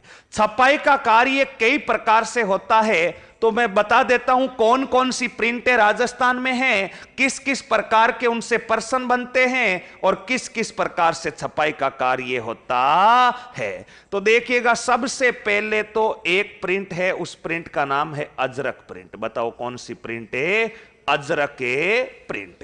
और अजरक प्रिंट के साथ ही एक प्रिंट है मलीर प्रिंट। अजरक प्रिंट के साथ ही बताओ एक प्रिंट है, उस प्रिंट का नाम बताओ कौन सी प्रिंट है? मलीर प्रिंट। मलीर प्रिंट के साथ अपने को ध्यान में रखना है एक प्रिंट और है, और इस प्रिंट का नाम है सांगानेरी प्रिंट। बताओ प्रिंट का नाम कौन सी प्रिंट है? सांगानेरी प्रिंट। एक प्रिंट जो है, इस प्रिंट का नाम है बगरू प्रिंट। बताओ प्रिंट का नाम कौन सी प्रिंट है? बगरू प्रिंट। और बगरू प्रिंट के साथ में ध्यान रखना एक प्रिंट है जिसका नाम है आजम प्रिंट। बताओ कौन सी प्रिंट है? आजम प्रिंट।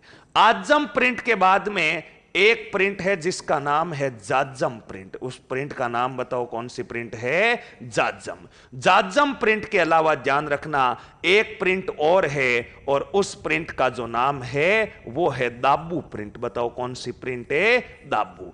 तो ये कुछ प्रिंट है जहां पर कपड़े जो है वो कपड़ा जो है वो ध्यान रखिएगा, कपड़ा जो है उस कपड़े पर जो छपाई का कार्य होता है, उस छपाई का जो कार्य होता है उससे अपन प्रिंट का कार्य कहते हैं।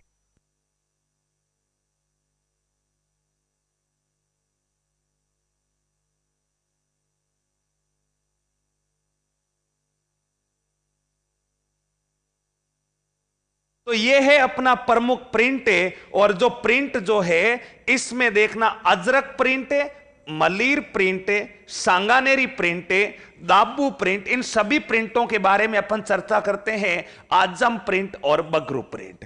देखिएगा क्या होता है प्रिंट, कैसे कौन कौन सी प्रिंट से कौन कौन से सर पर्सन बनेंगे, तो उन सभी पर अपन चर्चा कर लेते हैं। तो सबसे पहले देखिएगा कांप जो है, इस आजम प्रिंट के बारे में मैं बता देता हूं। उसके बाद जाजम के बारे में बता देता हूं, उसके बाद दाबू और उसके बाद बगरू। पहले इधर से शुरुआत करते हैं। देखिएगा, सबसे पहले बगरू प्रिंट प्रसिद्ध अगर आपसे पूछा जाए तो बगरू प्रिंट ध्यान रखना प्रसिद्ध कहां की है। बगरू प्रिंट प्रसिद्ध हो जाएगी जयपुर की। बताओ कहां की प्रसिद्ध हो जाएगी? बगरू प्रिंट जो है वो प्रसिद्ध हो जाएगी जयपुर की। बगरू प्रिंट जो है जयपुर की। बगरू जयपुर में ही पड़ता है। कैसे प्रसिद्ध है तो ध्यान रखना, कपड़ों पर बेल बूंटों की छपाई हेतु। कपड़ों पर बेल बूंटों की छपाई हेतु प्रसिद्ध। कपड़ों पर बेल बूंटों की छपाई हेतु प्रसिद्ध है। आपने देखा होगा कि महिलाओं के कपड़े आते हैं, उन कपड़ों पर कई प्रकार के जो है वो है, अपने ध्यान रखना, कई प्रकार के बेल बूंटे आते हैं। उन बेल बूंटों की सर्वाधिक छपाई बताओ कहां पर होती है? बगरू प्रिंट में होती है। इसका अपने को विशेष ध्यान में रखना है। तो बगरू प्रिंट जो है प्रसिद्ध जयपुर की, और बगरू प्रिंट का जो प्रसिद्ध कलाकार है वो ध्यान रखना, बगरू प्रिंट का जो प्रसिद्ध कलाकार है उस कलाकार का नाम है राम किशोर छिप्पा। बताओ कलाकार का नाम क्या है? राम किशोर छिप्पा। और इस राम किशोर छिप्पा को वर्ष 2009 में पद्म श्री पुरस्कार दिया गया। बताओ कौन सा पुरस्कार दिया गया? पद्म श्री पुरस्कार दिया गया। यह है अपनी बगरू प्रिंट।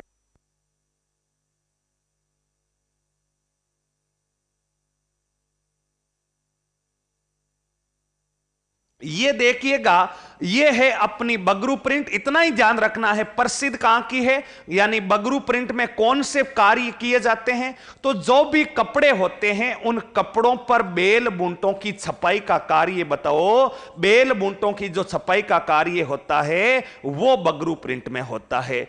अब देखना, अजरक प्रिंट जो है, इस अजरक प्रिंट और मल्लीर प्रिंट में दोनों जो है, छोटा है तो बड़ा, जो छोटा है तो इसको मैं दोबारा से बड़ा लिख के बता देता हूं। अगर आपको छोटा दिख रहा है तो दोबारा से देख लें। इधर में सबसे पहले अपने को लिखवाया है बगरू प्रिंट। साथियों साथ के साथ लिख लेना। कुछ विद्यार्थी कह रहे हैं दिख नहीं रहा है, छोटा है, तो मैं बड़े अक्षरों में लिख देता हूं बगरू प्रिंट। दोबारा से देख लो, बगरू प्रिंट प्रसिद्ध कहां की है? ध्यान रखिएगा, बगरू प्रिंट जो प्रसिद्ध है, ये बगरू प्रिंट प्रसिद्ध कहां की है? वो प्रसिद्ध है, अपने ध्यान रखना, प्रसिद्ध है जयपुर की। बगरू प्रिंट होती क्या है? ध्यान रखना, बगरू प्रिंट जो है कपड़े पर बेल बूंटों की छपाई हेतु प्रसिद्ध। कपड़े पर बेल बूंटों की छपाई हेतु, बेल बूंटों की छपाई हेतु जो प्रसिद्ध प्रिंट है, कपड़ों पर बेल बूंटों की छपाई हेतु प्रसिद्ध जो है वो है अपनी बगरू प्रिंट। दोस्तों साथ के साथ ही उतार लेना। दूसरा, इस प्रिंट का प्रमुख कलाकार कौन है? तो ध्यान रखिएगा, इस प्रिंट का जो प्रमुख कलाकार माना जाता है, इस प्रिंट का जो प्रमुख कलाकार है उस कलाकार का नाम है राम किशोर छिप्पा। बताइए उस कलाकार का नाम कौन सा छिप्पा है? उस कलाकार का नाम है राम किशोर छिप्पा। और राम किशोर छिप्पा को वर्ष 2009 में एक पुरस्कार दिया जाता है। और 2009 में बताओ कौन सा पुरस्कार दिया जाता है? वो पुरस्कार दिया जाता है, वो पुरस्कार दिया जाता है पद्म श्री पुरस्कार। बताइए कौन सा पुरस्कार दिया जाता है? पद्म श्री। इस बगरू प्रिंट में किसी भी रंग की प्रधानता नहीं है। तो देखिएगा, जल्दी उतारिएगा मेरे साथियों, 30 सेकंड में उतारिए, फिर अगली प्रिंट पढ़ते हैं।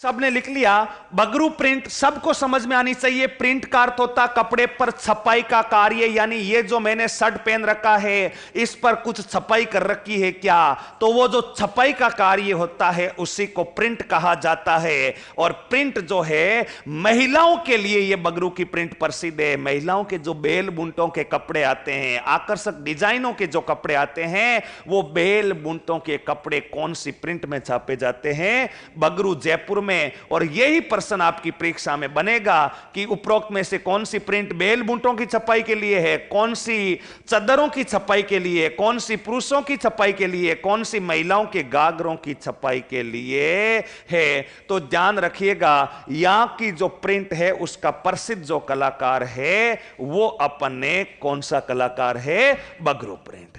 अगली जो प्रिंट है ध्यान रखिएगा, एक एक में थोड़ा सा बड़ा लिख देता हूं। तो अगली जो प्रिंट है, अब तो सबको आसानी से दिख रहा होगा, सांगानेरी प्रिंट। अगर अब भी नहीं दिख रहा है तो कोई इलाज नहीं है, अपनी आंखों का इलाज करवाएं। सांगानेरी प्रिंट है, और जो सांगानेरी जो है वो सांगानेरी प्रिंट प्रसिद्ध कहां की है, सांगानेरी प्रिंट प्रसिद्ध है सांगानेर। और सांगानेर बताओ कहां पर पड़ता है, जयपुर में। सांगानेर जयपुर में पड़ता है।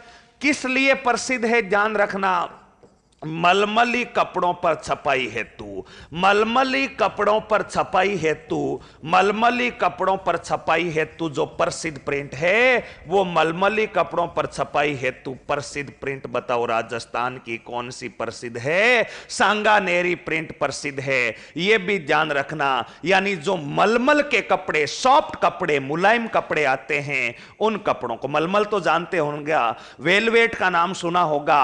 वेलवेट जितना जो सॉफ्ट कपड़ा है, वो जो वेलवेट जितना जो सॉफ्ट कपड़ा उसे मलमल कहते हैं। अरे वेलवेट का नाम तो सुना होगा, एक दौर था जब वेलवेट पर लहंगा भी बना था। मारे वेलवेट को लांगो ला दे, मेरा वेलवेट को क्या ला दे, लांगो ला दे, इस प्रकार के गाने, अपने गाने भी बने थे। और वेलवेट जिस महिला के पास उस समय नहीं होता था वो महिला तो महिला ही नहीं होती थी, इतना बड़ा जमाना था वेलवेट का। वो वेलवेट जैसा कोमल कपड़ा मलमल कहलाता है, और मलमली कपड़ों हेतु प्रसिद्ध जो प्रिंट है वो सांगानेरी प्रिंट है। यह भी ध्यान रखना, और साथ के साथ ध्यान रखना इस प्रिंट को प्रसिद्ध, इस प्रिंट को प्रसिद्ध किया था मुन्ना लाल गोयल ने। इस प्रिंट को प्रसिद्ध किसने किया, प्रसिद्ध मुन्ना लाल गोयल ने किया। साथ के साथ उतारते रहना साथियों, इस प्रिंट को प्रसिद्ध करने वाले व्यक्ति का नाम बताओ क्या था, इस प्रिंट को प्रसिद्ध करने वाले व्यक्ति का नाम था मुन्ना लाल गोयल। मुन्ना लाल गोयल ने प्रसिद्ध किया था। और यहां कार्य करने वाले व्यक्ति, यहां कार्य करने वाले व्यक्ति जो होते हैं, या कार्य करने वाले जो व्यक्ति होते हैं उन्हें नामदेवी छिप्पे कहते हैं। उन्हें बताओ, ये थोड़ा सा ध्यान रखना, उन्हें नामदेवी छिप्पे कहते हैं। यहां पर कार्य करने वाला जो व्यक्ति होता है उसे अपन क्या कहते हैं, नामदेवी छिप्पे कहते हैं। ये है अपनी सांगानेरी प्रिंट। 4 बिंदु अपने को ध्यान में रखना है। जो सांगानेर जयपुर की प्रसिद्ध है, मलमली कपड़ों पर छपाई हेतु प्रसिद्ध है। इस प्रिंट को प्रसिद्ध मुन्ना लाल गोयल ने किया था। और यहां कार्य करने वाला व्यक्ति बताओ कौन सा छिपा कहलाता है, मलमली छिपा कहलाता है। यानी मलमल या मखमल के कपड़ों पर यहां पर क्या किया जाता है, कार्य। जल्दी उतारो दोस्तों, फिर बढ़ते हैं आगे।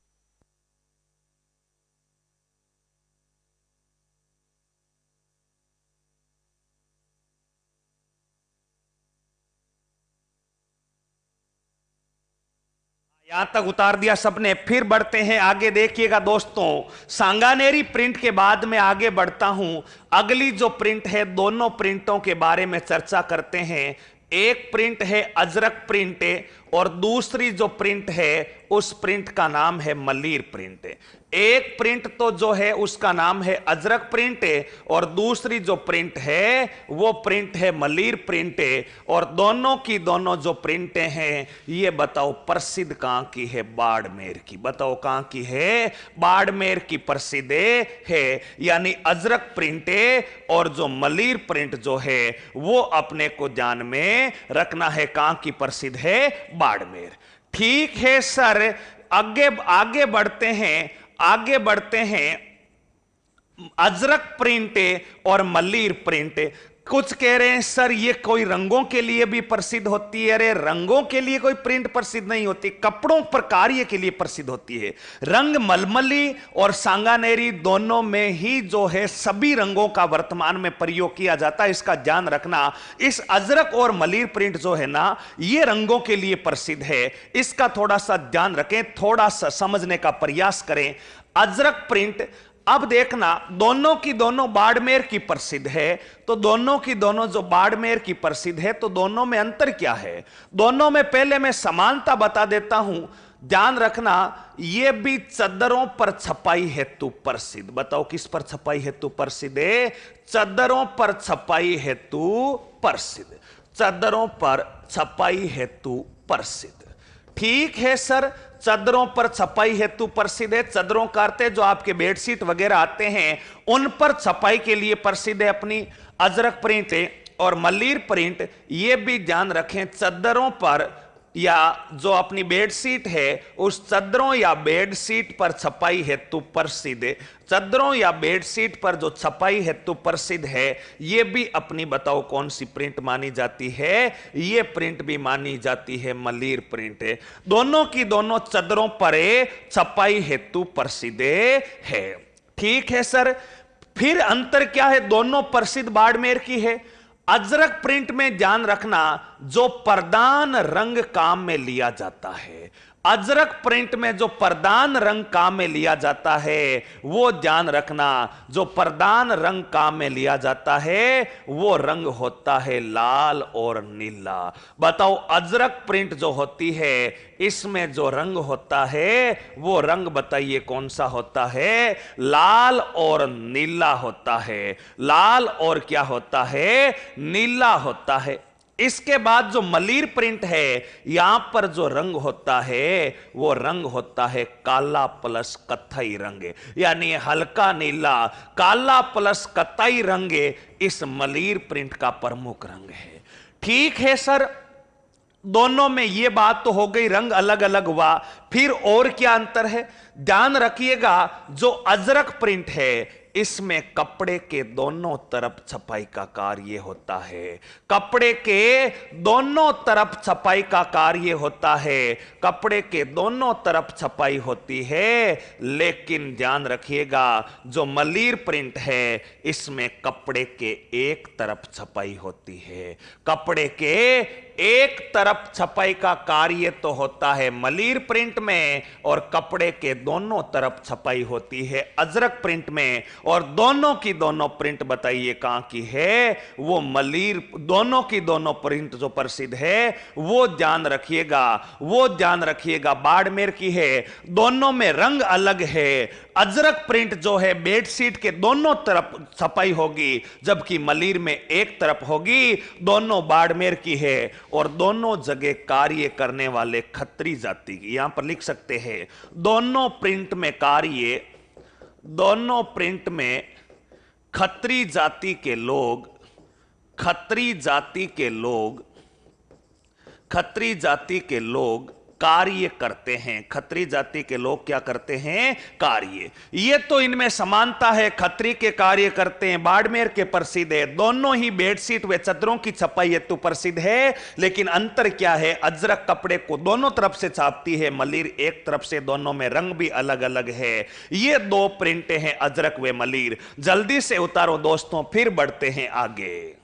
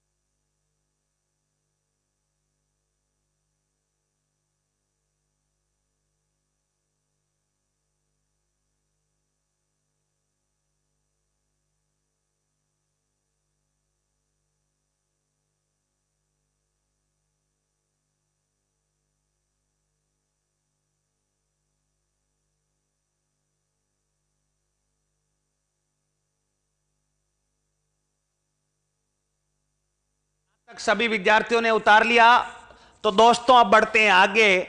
ये है अपनी अजरक व मलीर प्रिंट। अजरक और मलीर प्रिंट यहां तक उतार लिया।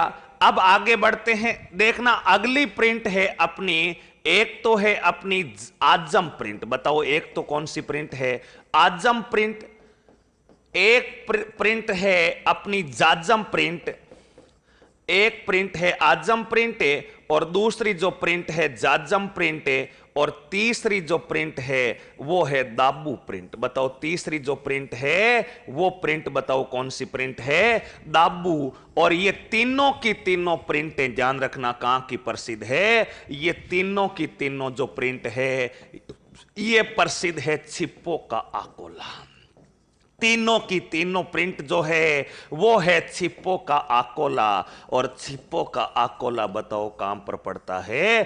चित्तौड़गढ़ में। ध्यान रखना, आजम जाजम में, आजम जाजम और दाबू तीनों की तीनों जो प्रिंटें हैं वो तीनों की तीनों प्रिंटें बताओ कहां की प्रसिद्ध है? छिप्पो का आकोला। और छिप्पो का जो आकोला पड़ता है ये छिप्पो का आकोला बताओ कहां पर पड़ता है? छिप्पो का आकोला पड़ता है चित्तौड़गढ़ में। छिप्पो का आकोला चित्तौड़। सबसे पहले ध्यान रखना आजम प्रिंट है, और आजम प्रिंट में ध्यान रखना महिलाओं की गागरों की छपाई हेतु प्रसिद्ध। बताओ किसकी छपाई हेतु? महिलाओं के गागरों की छपाई हेतु। महिलाओं के जो गागरे होते हैं, महिलाओं के गागरे छपाई हेतु प्रसिद्ध। अगर आपसे पूछा जाए कि कौन सी प्रिंट है जहां पर महिलाओं के गागरों की छपाई होती है तो उस प्रिंट का नाम क्या है? उस प्रिंट का नाम जो है उस प्रिंट का नाम है आजम प्रिंट है। और यहां का जो मुख्य रंग होता है यह भी ध्यान रख लेना, लाल और काला दोनों होता है। यहां का जो मुख्य रंग होता है वो लाल प्लस काला होता है। बताओ यहां का जो रंग होता है वो रंग कैसा होता है? लाल प्लस काले रंग की प्रधानता होती है। और ये जो जाजम प्रिंट है ये ध्यान रखना पुरुषों के कपड़ों पर छपाई हेतु, पुरुषों के कपड़ों पर छपाई हेतु प्रसिद्ध है। पुरुषों के कपड़ों पर छपाई हेतु प्रसिद्ध। अब पुरुषों के कौन से कपड़े? आपने देखा होगा आजकल लड़कों में एक ट्रेंड सा चल रहा है।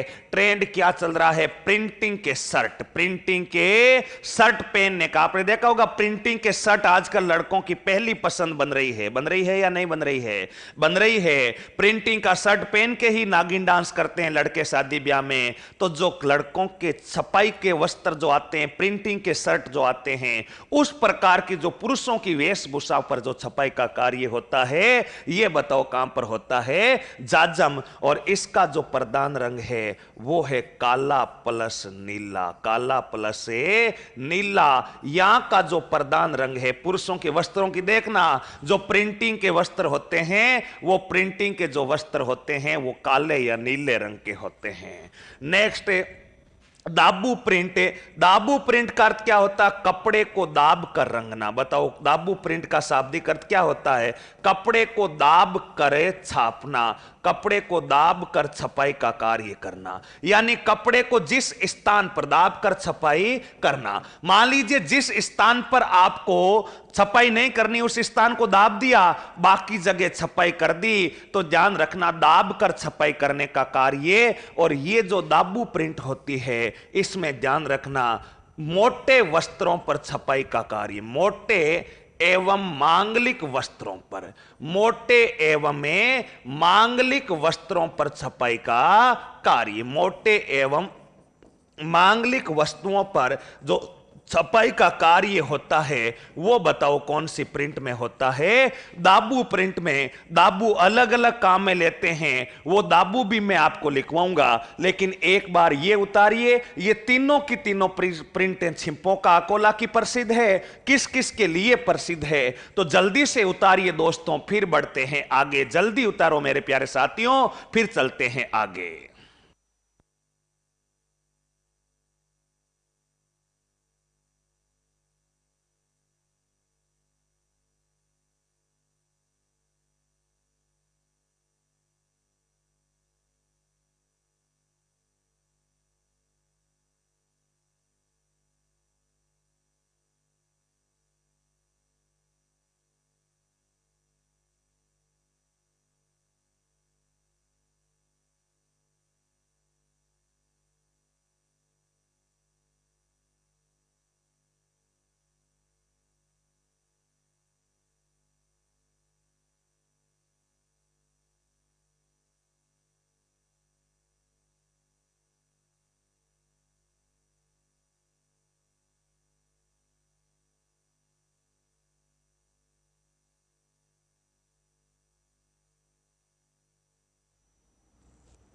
जल्दी से उतारो साथियों, जल्दी उतारो मेरे साथियों, आगे बढ़ते हैं दोस्तों।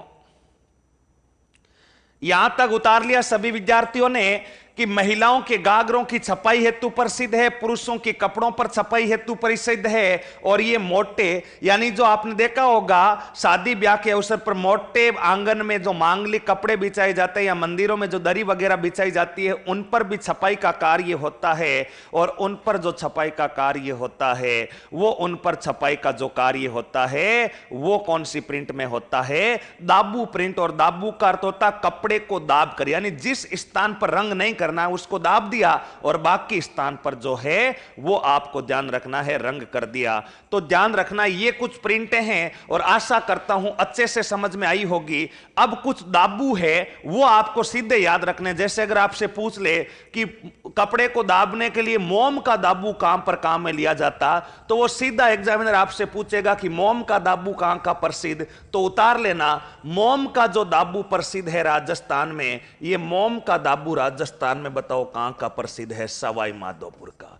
फिर वो आपसे पूछेगा मिट्टी का दाबू, बताओ कहां का दाबू, मिट्टी का दाबू कहां का प्रसिद्ध है? तो आप बताएंगे जो मिट्टी का दाबू प्रसिद्ध है वो प्रसिद्ध है बालोतरा का। और बालोतरा पड़ता है बाड़मेर में। बालोतरा बताओ कहां पर पड़ता है? बालोतरा पड़ता है बाड़मेर। और एक ध्यान रखना, गेहूं का दाबू, बताओ कहां का दाबू? गेहूं का दाबू या गेहूं का जो बिद्दण होता है, गेहूं का दाबू या जो बिद्दण प्रसिद्ध है, ये प्रसिद्ध है अपने सांगानेर। और सांगानेर बताओ कहां पर पड़ता है? जयपुर में। और नेक्स्ट लिख लेना कागज का दाबू। तो ध्यान रखना कागज का दाबू कहां का प्रसिद्ध है? तो कागज का दाबू प्रसिद्ध है जायल, और जायल पड़ता है नागौर में। कागज का दाबू कहां का प्रसिद्ध है? जायल। ये जो कुछ दाबू है वो दाबू जो है ध्यान रखिएगा कपड़े को दाबने के लिए ध्यान रखना है। तो दाबू जो होता है, मोम का दाबू सवाई माधोपुर,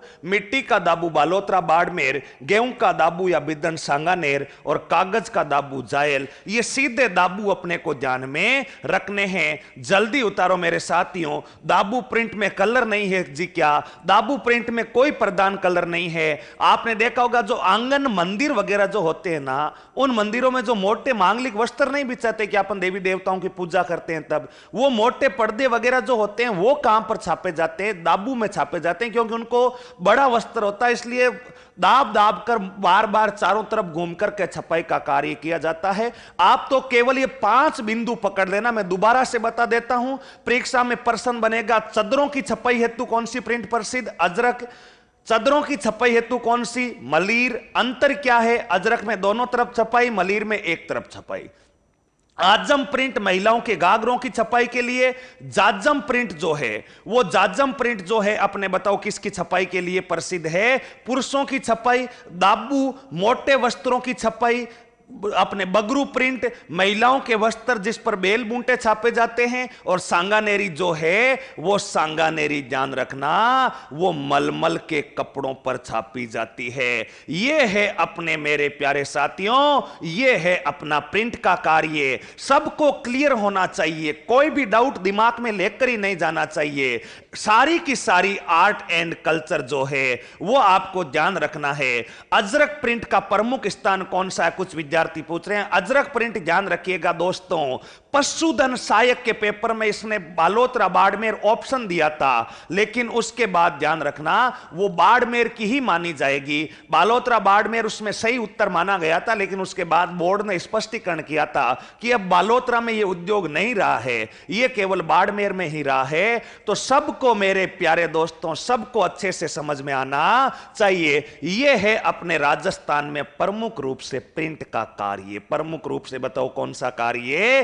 प्रिंट का कार्य। अब देखना, आज अपन ने पढ़ा है, आज अपन ने उस्ता कला पढ़ी, मथेरना कला पढ़ी, बंदेज का कार्य पढ़िया और प्रिंट का कार्य पढ़ लिया। 4 बड़े बड़े टॉपिक पढ़े हैं।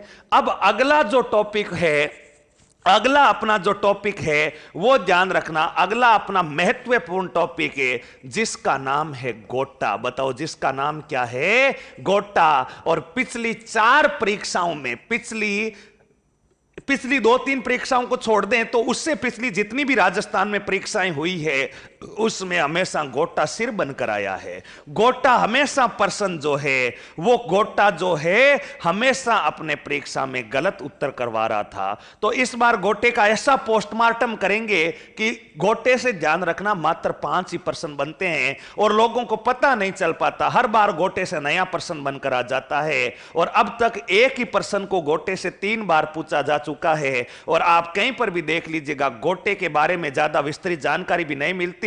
तो गोटे के बारे में अपन इस गोटे का पोस्टमार्टम करते हैं। पहली बात तो गोटा होता क्या है।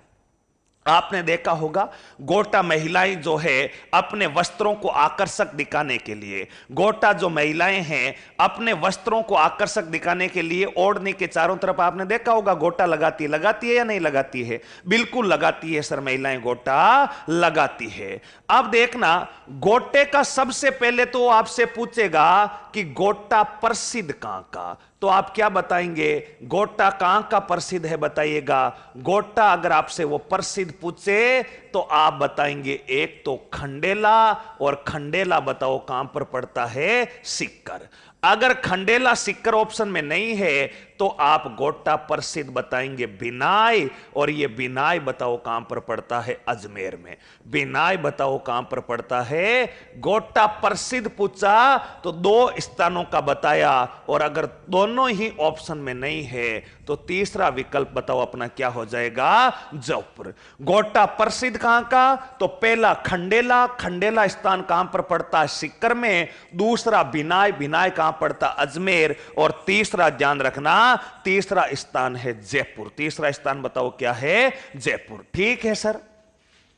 फिर अगर वो आपसे पूछता है कि गोटे का रंग कैसा होता है, तो गोटा बाजार में हजारों प्रकार के रंगों में उपलब्ध है, लेकिन अपने को ध्यान रखना गोटे का रंग पीला होता है। गोटे का रंग बताओ क्या होता है? पीला होता है। ठीक है सर। नेक्स्ट ध्यान रखना, अगर आपसे पूछा जाए गोटा बनाने वाला व्यक्ति क्या कहलाता है, जो व्यक्ति गोटा बनाता है उस गोटा बनाने वाले व्यक्ति को क्या कहते हैं सर? जो व्यक्ति गोटा बनाने का कार्य करता है उसे लीलगर कहते हैं। ध्यान रखना, लीलगर ऑप्शन में नहीं है तो आप नीलगर कह सकते हैं। यानी जो व्यक्ति गोटा बनाने का कार्य करता है उस व्यक्ति को लीलगर या नीलगर कहा जाता है। ठीक है गुरुजी, कोई दिक्कत नहीं है। तो बताओ गोटा बना है तो गोटा बेचने वाला व्यक्ति क्या कहलाएगा? जो व्यक्ति गोटा बेच रहा है वो गोटा बेचने वाला व्यक्ति क्या कहलाएगा? तो गोटा बेचने वाला व्यक्ति ध्यान रखना बिसायती कहलाएगा। गोटा बेचने वाला जो व्यक्ति है उस गोटा बेचने वाले व्यक्ति को बताओ क्या कहते हैं? गोटा बेचने वाला जो व्यक्ति होता है उसको अपन कहते हैं बिसायती। यानी जो व्यक्ति गोटा बेचने का काम करता है उसे क्या कहते हैं? बिसायती। ठीक है, ध्यान रखना गोटा रखने का स्थान, यानी गोटा रखने का जो स्थान होता है उसको क्या कहते हैं? जहां पर गोटा रखा जाता है, गोटा रखने का स्थान जो होता है उसे ध्यान रखना सांडाला कहते हैं। उससे बताओ क्या कहते हैं? सांडाला। जिस स्थान पर गोटे का स्टॉक किया जाता है उस स्थान को सांडाला कहते हैं। ध्यान रखना, गोटा रखने का स्थान क्या कहलाता है? सांडाला कहलाता है। यह भी अपने को ध्यान रखना। और गोटे के जो कारखाने होते हैं उसे गुआरिया कहते हैं। गोटे के जो कारखाने होते हैं या गोटे की जो इंडस्ट्री होती है जहां पर गोटे बनाए जाते हैं तो उस गोटे के कारखाने को ध्यान रखना गुआरिया कहा जाता है। गोटे का जो कारखाना होता है उस गोटे के कारखाने को बताइए क्या कहा जाता है? गवारिया कहा जाता है। इसके बारे में भी ध्यान में रखना है। तो ये थोड़ा सा ध्यान रखना, गोटा प्रसिद्ध, खंडेला सिक्कर, बिनाई अजमेर, जयपुर। सबसे पहले इसी क्रम में अपने को सही करना है। अगर तीनों ऑप्शन में हो तो खंडेला सिक्कर को अपने को प्राथमिकता देनी है। रंग पीला, गोटा बनाने वाला व्यक्ति लीलगर नीलगर, गोटा बेचने वाला व्यक्ति बिसायती, गोटा रखने का स्थान सांडाला, और गोटे के जो कारखाने होते हैं वो गोटे के कारखाने कहलाते हैं गुआरिया। बताओ क्या कहलाते हैं? गुआरिया। ठीक है सर, यहां तक तो हमें कोई दिक्कत ही नहीं है। अब होता क्या है, पिछली जो रीट की परीक्षा हुई थी, रीट लेवल सेकेंड एसएसटी की परीक्षा, उसमें क्या हुआ था, एक पर्सन आ गया। पर्सन क्या आया था, लप्पा लप्पी है। बताओ पर्सन क्या आया, लप्पा लप्पी है। पर्सन क्या पूछा गया, रीट लेवल सेकेंड एसएसटी के बारे में पर्सन पूछा क्या गया कि लप्पा लप्पी क्या है। और ऑप्शन ए में देखना क्या लिखा उसने, ऑप्शन ए में लिखा लापसी, ऑप्शन बी में लिखा गोटे का प्रकार, ऑप्शन से में कुछ और दे में कुछ और। अब लोगों को पता ही नहीं चला, अरे लप्पा लप्पी क्या होता है। अधिकांश लोगों ने सोचा रे लप्पा लप्पी, ऑप्शन ए में क्या लिखा हुआ है, लापसी। विद्यार्थी आगे बढ़ते ही नहीं है, ऑप्शन ए में ही उनको लापसी मिल गया।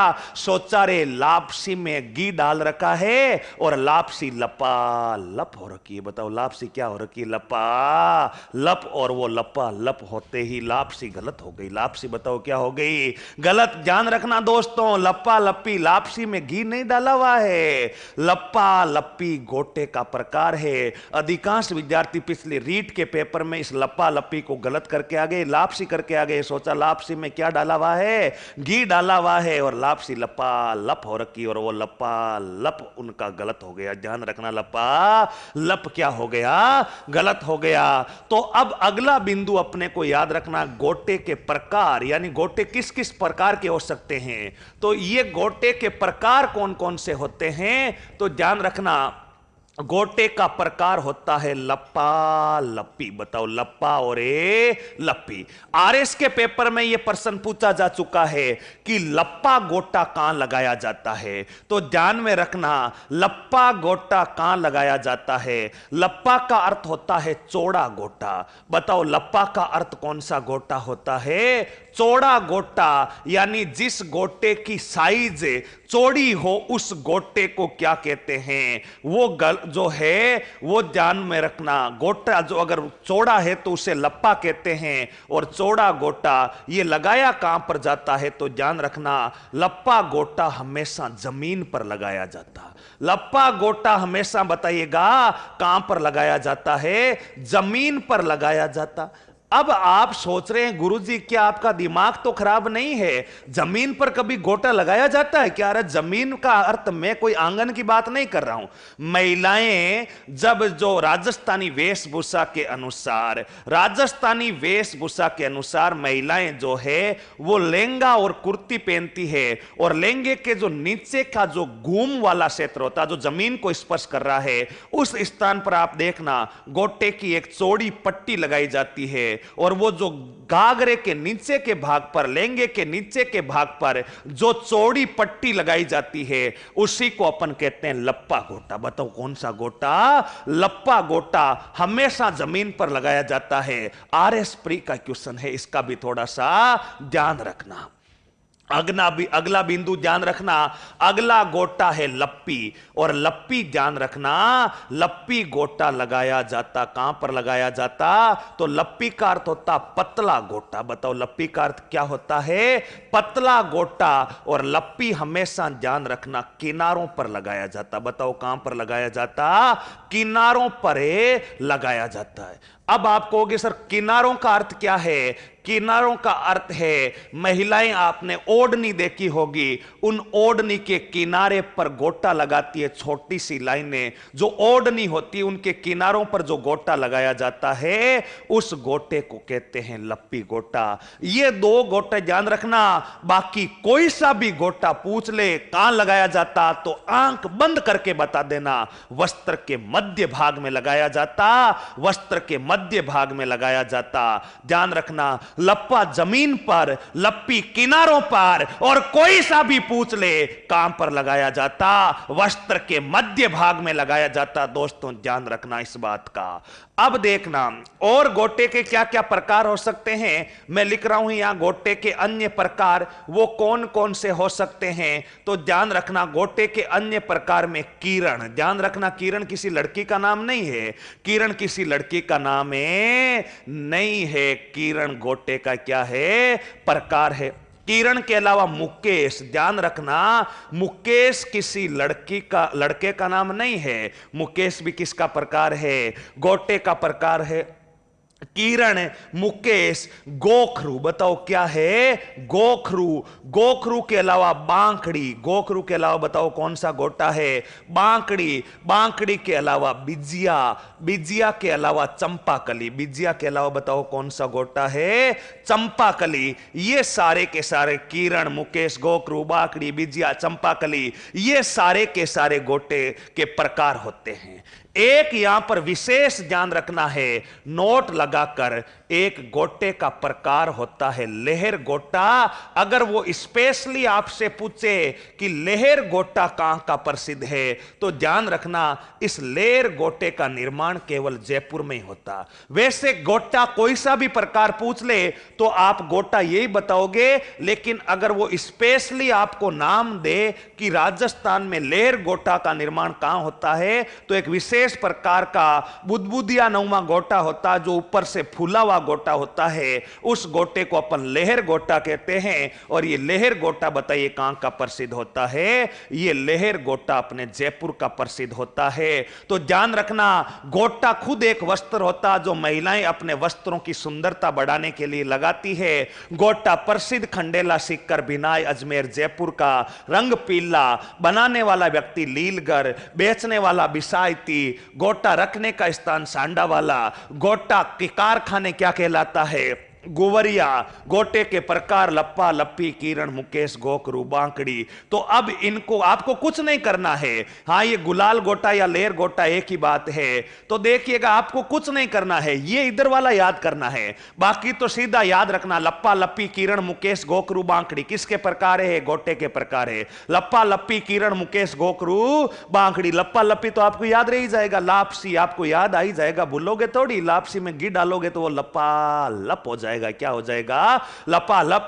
एक बार दोस्तों यहां तक उतारिए, आशा करता हूं गोटा अच्छे से समझ में आया होगा। तो देखिएगा, जल्दी से उतारिएगा दोस्तों, उसके बाद आगे बढ़ते हैं। जल्दी से उतारिए दोस्तों, फिर आगे बढ़ते हैं।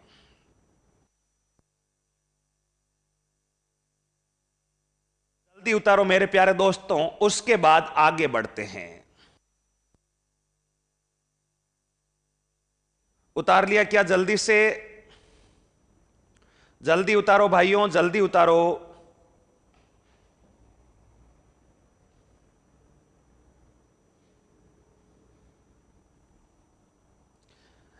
कुछ विद्यार्थी कह रहे हैं कि आभूषण है, बिचिया नहीं है, ध्यान रखना, बिचिया है आभूषण। तो यहां पर बिजिया लिखा हुआ है, बिचिया है आभूषण। तो जो है, जल्दी उतारो दोस्तों। हां, उतार लिया। तो अब देखिएगा दोस्तों, जल्दी से उतार ले जिन्होंने नहीं उतारा। आज अपन ने क्या क्या पढ़ा है? आज अपन ने पढ़ा है, सबसे पहले आते ही अपन ने पढ़ी उस्ता कला, उसके बाद मथेरना कला, मथेरना कला के बाद में बंदेज, बंदेज के बाद प्रिंट, प्रिंट के बाद अपन ने पढ़ा गोटा। और ये जो मैंने टॉपिक पढ़ा दिए हैं आपको, पोट्री पढ़ा दी, मीनाकारी, और 5 टॉपिक ये टॉपिक ध्यान रखिएगा, वो आपकी परीक्षा की दृष्टि से अत्यंत ही महत्वपूर्ण टॉपिक है। और आशा करता हूं जितने भी आर्ट एंड क्राफ्ट यानी राजस्थान की हस्तकला के अपन ने टॉपिक पढ़े हैं, वो सभी टॉपिक आपको अच्छे से क्लियर हो रहे होंगे। और इसी उम्मीद के साथ आप एक बार रिवीजन कर लेंगे घर पर, तो कभी आर्ट एंड कल्चर नहीं भूलेंगे। फिर जैसे ये टॉपिक पूरा होगा, इससे रिलेटेड प्रश्नोत्तरी करेंगे, और फिर कोई भी बिंदु अपना अपनी इस उत्कर्ष ऐप की लाइव क्लास से बाहर नहीं होगा। इसी आशा के साथ मैं आपसे फिर मिलूंगा इसी राजस्थान की आर्ट एंड क्राफ्ट और हस्तकला की क्लास के साथ अगली क्लास में। तब तक के लिए मैं सभी आप विद्यार्थियों को ऑल द बेस्ट, थैंक्स बोलता हूं और आपसे विदा लेता हूं। फिर मिलेंगे अगली क्लास में। All the best.